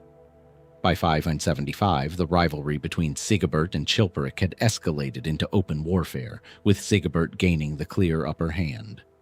Chilperic's forces were in retreat, his position increasingly desperate, when Sigebert was proclaimed king by acclamation at Withdrew, positioning him to potentially unify Frankish territory and end his brother's rule entirely. It was at this moment of apparent triumph, according to the historian Gregory of Tours, writing within living memory of these events, and generally regarded as a relatively careful, if not entirely neutral source, that two men approached Sigebert carrying the poisoned scramus axes hidden on their persons and stabbed him to death before anyone could intervene. Gregory names the immediate suspect without much hesitation: Fredegund, Chilperic's wife, who had both the motive of saving her husband's collapsing position and, according to Gregory's account, a documented pattern of removing political obstacles through exactly this kind of targeted violence. The assassination, in this reading, was a desperate but successful gambit. With Chilperic's army broken and his kingdom on the verge of falling to his brother, Fredegund allegedly arranged for Sigebert's death at the precise moment it would do the most good, reversing what had looked like an inevitable Neustrian defeat into a sudden Austrasian collapse, since a king's death in this period could unravel an army's loyalty almost instantly. This explanation has the considerable advantage of fitting a pattern Gregory of Tours documents repeatedly throughout his history of the Franks. Fredegund appears again and again as a figure willing to use assassination as a routine tool of statecraft, credited or blamed for a string of deaths among rivals, in-laws, and inconvenient churchmen throughout her decades of political maneuvering. A queen this consistently linked to targeted killing makes for a plausible architect of this particular murder, arriving at exactly the moment her husband's fortunes needed rescuing most urgently. But Gregory, for all his relative care as a historian, was writing decades after the event, working within a Frankish political landscape where Fredegund's descendants and Brunhild's descendants were still locked in the same multi-generational rivalry that had produced Sigebert's death in the first place. Attributing the assassination cleanly to Fredegund served a narrative that later Austrasian sympathizers, including patrons closer to Brunhild's own line, had every reason to want preserved and repeated. Is it possible the assassins acted with support from a wider faction of Neustrian nobles anxious about Sigebert's likely dominance, using Fredegund's already fearsome reputation as a convenient singular explanation for what may have been a more broadly supported plot? Chilperic's own court contained men who stood to lose considerably under Austrasian rule, and a conspiracy this consequential rarely rests entirely on the will of one person alone, however capable that person's later reputation made her seem. There is also the unresolved question of what happened to the two assassins themselves, whose own fates and motivations Gregory's account treats almost as an afterthought once their task was completed. Anonymous instruments serving a plot whose full architecture, beyond the queen given credit for it, was never fully reconstructed by anyone writing close enough to the event to press for real detail. Were they simply hired men acting on direct orders, or did they have their own grievances against Sigebert that made them willing recruits for whatever plot Fredegund, or someone working alongside her, had assembled? Brunhild, widowed and now guardian to Sigebert's young son, Childebert II, would spend the following decades locked in an even more entrenched rivalry with Fredegund, one that would eventually end in one of the most brutal royal executions of the entire Merovingian period. Whether that lifelong hatred was built on a single, clearly established truth about who ordered the Scramasaxes into those two men's hands, or whether Brunhild simply directed her fury at the explanation Frankish chroniclers found most satisfying to record, remains as unsettled now as it was the morning Sigebert's triumph turned, within moments, into his funeral.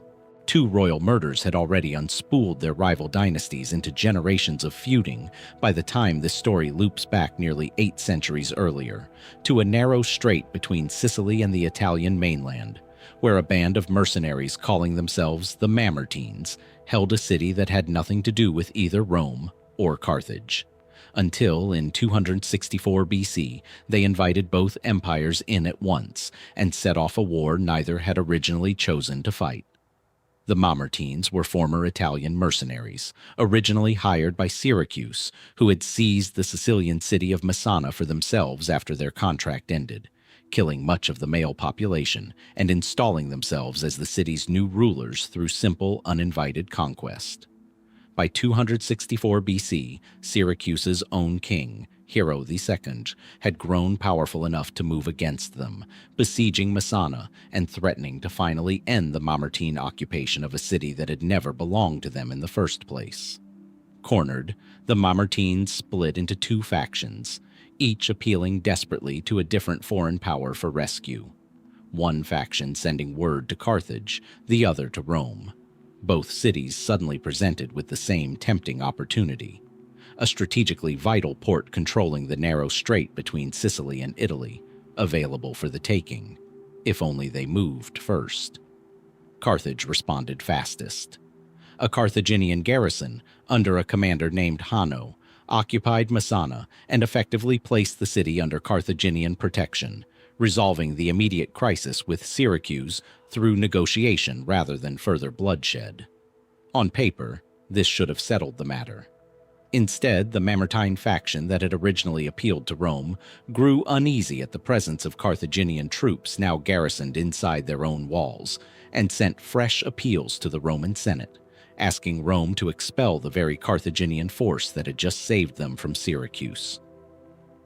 This is where the historical record grows genuinely tangled, because what happened next depended entirely on someone inside Messana deciding that Carthage's presence, however helpful, was less desirable than Roman intervention instead. And no ancient source fully agrees on who made that call, or why. According to Polybius, our earliest and generally most reliable source for this period, a Roman force under Gaius Claudius arrived at Messana, and, through a combination of negotiation and outright deception, managed to convince or coerce the Carthaginian commander Hanno into withdrawing his garrison, after which the Mamertines promptly admitted Roman troops instead. Hanno, upon returning to Carthage and reporting what had happened, was reportedly executed by his own government for the catastrophic failure of surrendering a strategically vital position without a fight. Though whether this execution reflects genuine treachery on Hanno's part, simple incompetence, or a Carthaginian government looking for someone to blame after being outmaneuvered, is a question Polybius does not fully resolve. Because here is the deeper, unanswered question sitting beneath Hanno's downfall.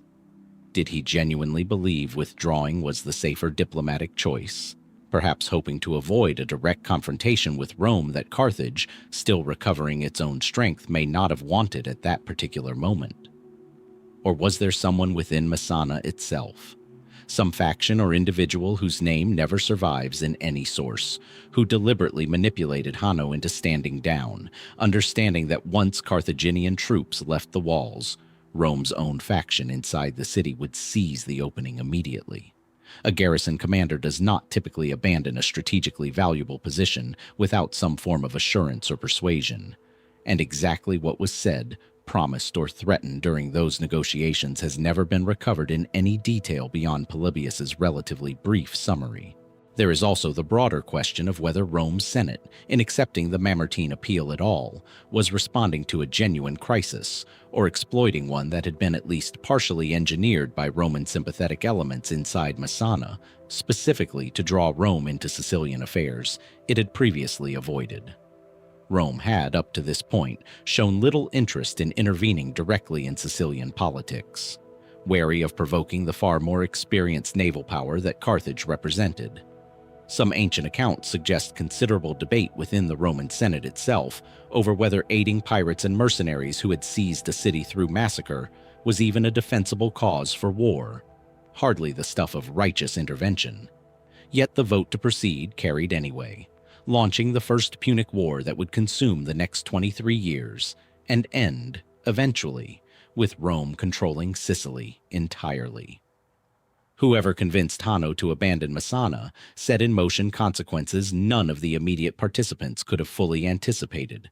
A war between two Mediterranean powers who might otherwise have avoided direct confrontation for years longer, over a city that neither empire had wanted to fight for in the first place, seized originally by mercenaries who belonged to neither side. Was Hanno a genuinely compromised commander, quietly won over by promises history never recorded? Or did Carthage simply execute a man who had made a defensible, if ultimately catastrophic, diplomatic judgment, unable to accept that Rome had simply outmaneuvered them in the open? The strait between Sicily and Italy stayed exactly where it always had. What shifted permanently was who controlled the city guarding it, and precisely how that control changed hands still depends on which ancient account one is willing to trust. A name kept surfacing among the wronged and the ambitious throughout this history: Arsinoe. Not the same woman each time, but the same family, the same appetite for a throne, resurfacing generations after Ptolemy Caraunos briefly held Macedonia through his sister's marriage.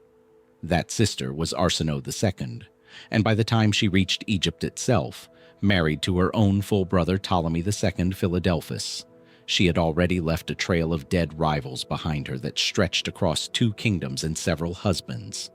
Arsinoe II's early career reads like a case study in Hellenistic dynastic ruthlessness.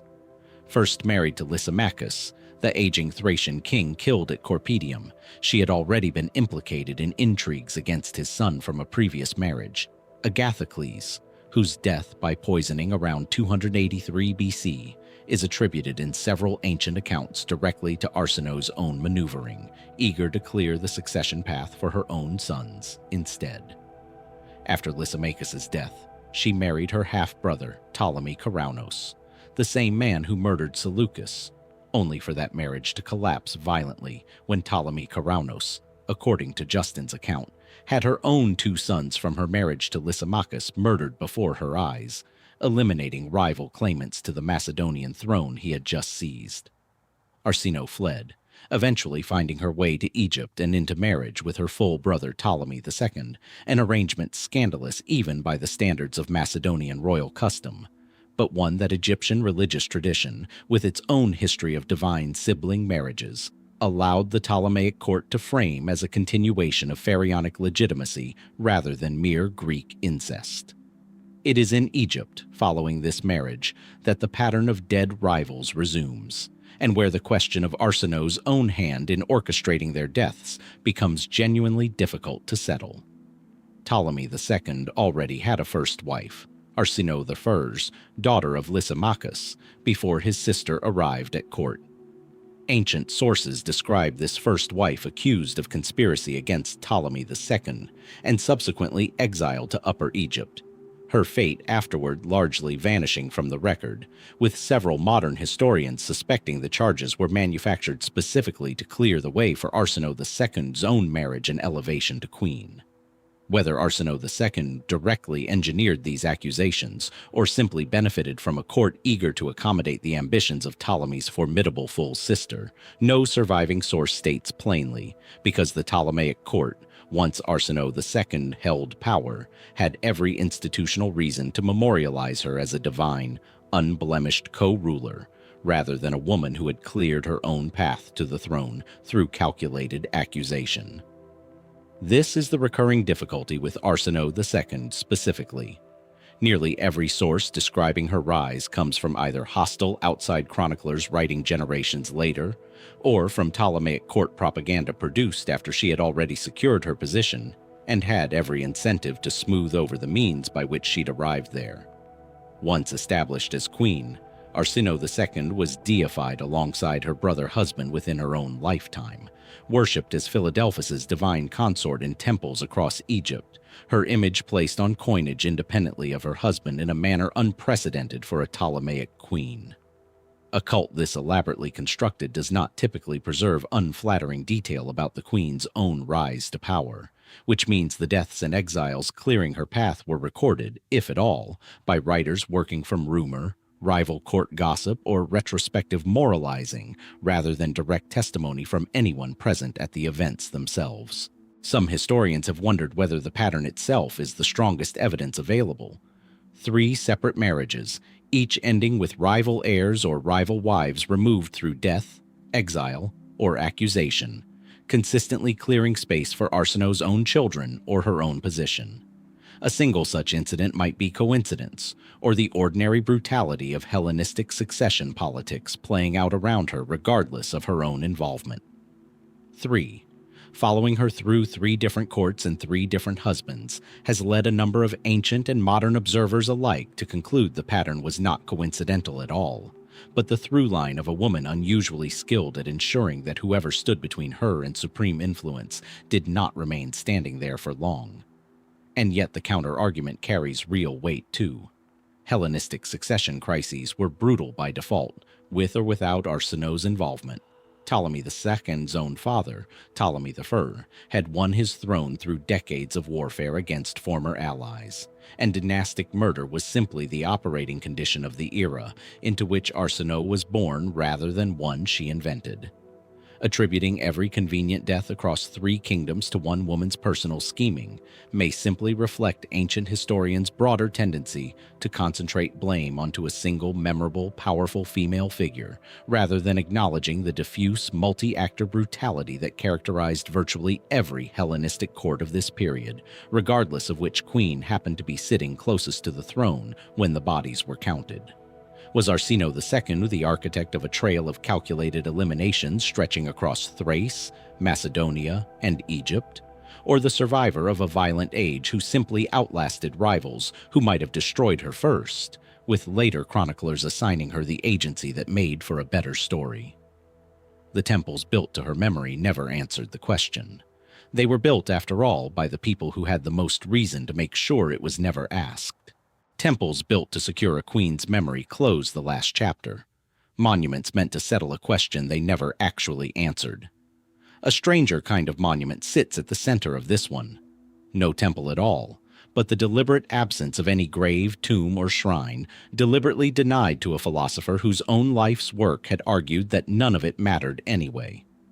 Theodorus of Cyrene, known to history primarily by the epithet later writers attached to him, Theodorus the Atheist, was a philosopher active in the late 4th and early 3rd centuries BC, a student within the Cyrenaic school founded by followers of Xanthippus, which held, broadly, that pleasure was the highest good, and that conventional moral and religious frameworks deserved considerably less deference than most of Greek society was prepared to grant them. Theodorus pushed this further than his predecessors, reportedly arguing openly that the gods, as popularly conceived, did not exist at all, and that concepts like theft, adultery, and sacrilege carried no inherent moral weight beyond the arbitrary conventions particular societies chose to attach to them. Diogenes Laertius, our primary surviving source for the details of his life, describes a man who taught this position with enough confidence and enough public visibility that it eventually got him expelled from Athens entirely, tried by some accounts on charges of impiety strikingly similar to the ones that had claimed Socrates roughly a century earlier. Unlike Socrates, Theodorus was not executed. He appears to have survived his expulsion from Athens and found protection and patronage at the court of Ptolemy Thurs in Egypt, later serving on a diplomatic mission to Lysimachus's court in Thrace, where Diogenes Laertius records a memorable, if likely embellished, exchange in which Lysimachus threatened Theodorus with crucifixion for his outspoken views, only for the philosopher to reply that the threat meant nothing to him, since it made no difference whether he rotted in the earth or in the air. It's a sharp, quotable line, precisely the kind ancient biographers loved attaching to philosophers whose reputation for fearlessness had outlived any verified record of their actual final years. And this is where Theodorus's story grows genuinely difficult to pin down. Diogenes Laertius, writing centuries after Theodorus's death, provides these vivid anecdotes about his boldness and his exchanges with kings, but offers remarkably little verified detail about how, when, or where the philosopher actually died. Some later tradition suggests he eventually returned to his native Cyrene and lived out his final years there in relative peace, protected by his earlier royal connections and simply fading from public controversy once his most provocative years in Athens were behind him. This is the mainstream, least dramatic reading, and it fits the broader pattern of philosophers from this period whose confrontations with authority, however sharp in the moment, rarely ended as catastrophically as Socrates' had a century before. But there's a persistent alternative thread running through later, more fragmentary sources, suggesting Theodorus's outspoken atheism eventually caught up with him, regardless of his royal patronage, that his welcome even in Egypt grew strained as his reputation for provocation followed him, and that his final years were considerably less comfortable and considerably less documented than the serene retirement story implies. Some later Christian writers, centuries afterward, seized on Theodorus specifically as a useful cautionary example, and it's worth noting that several details about his life reach us only through authors with a clear interest in either mocking or condemning him retrospectively, for reasons entirely tied to later religious debates that had nothing to do with the actual philosopher living centuries earlier.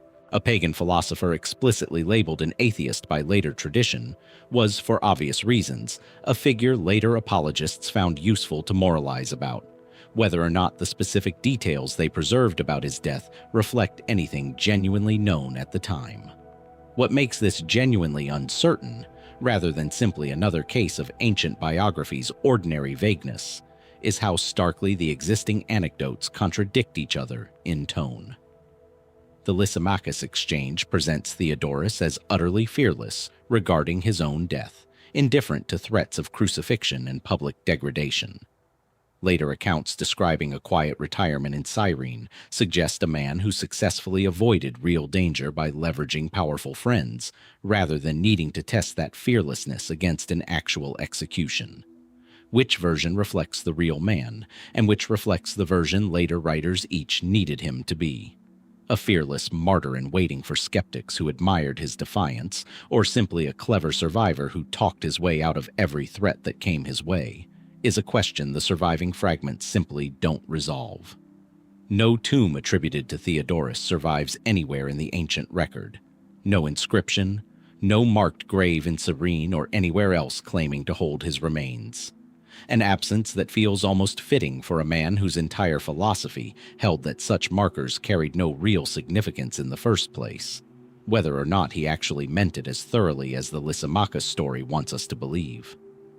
Did he die peacefully, protected to the end by kings who valued his company more than they feared his ideas?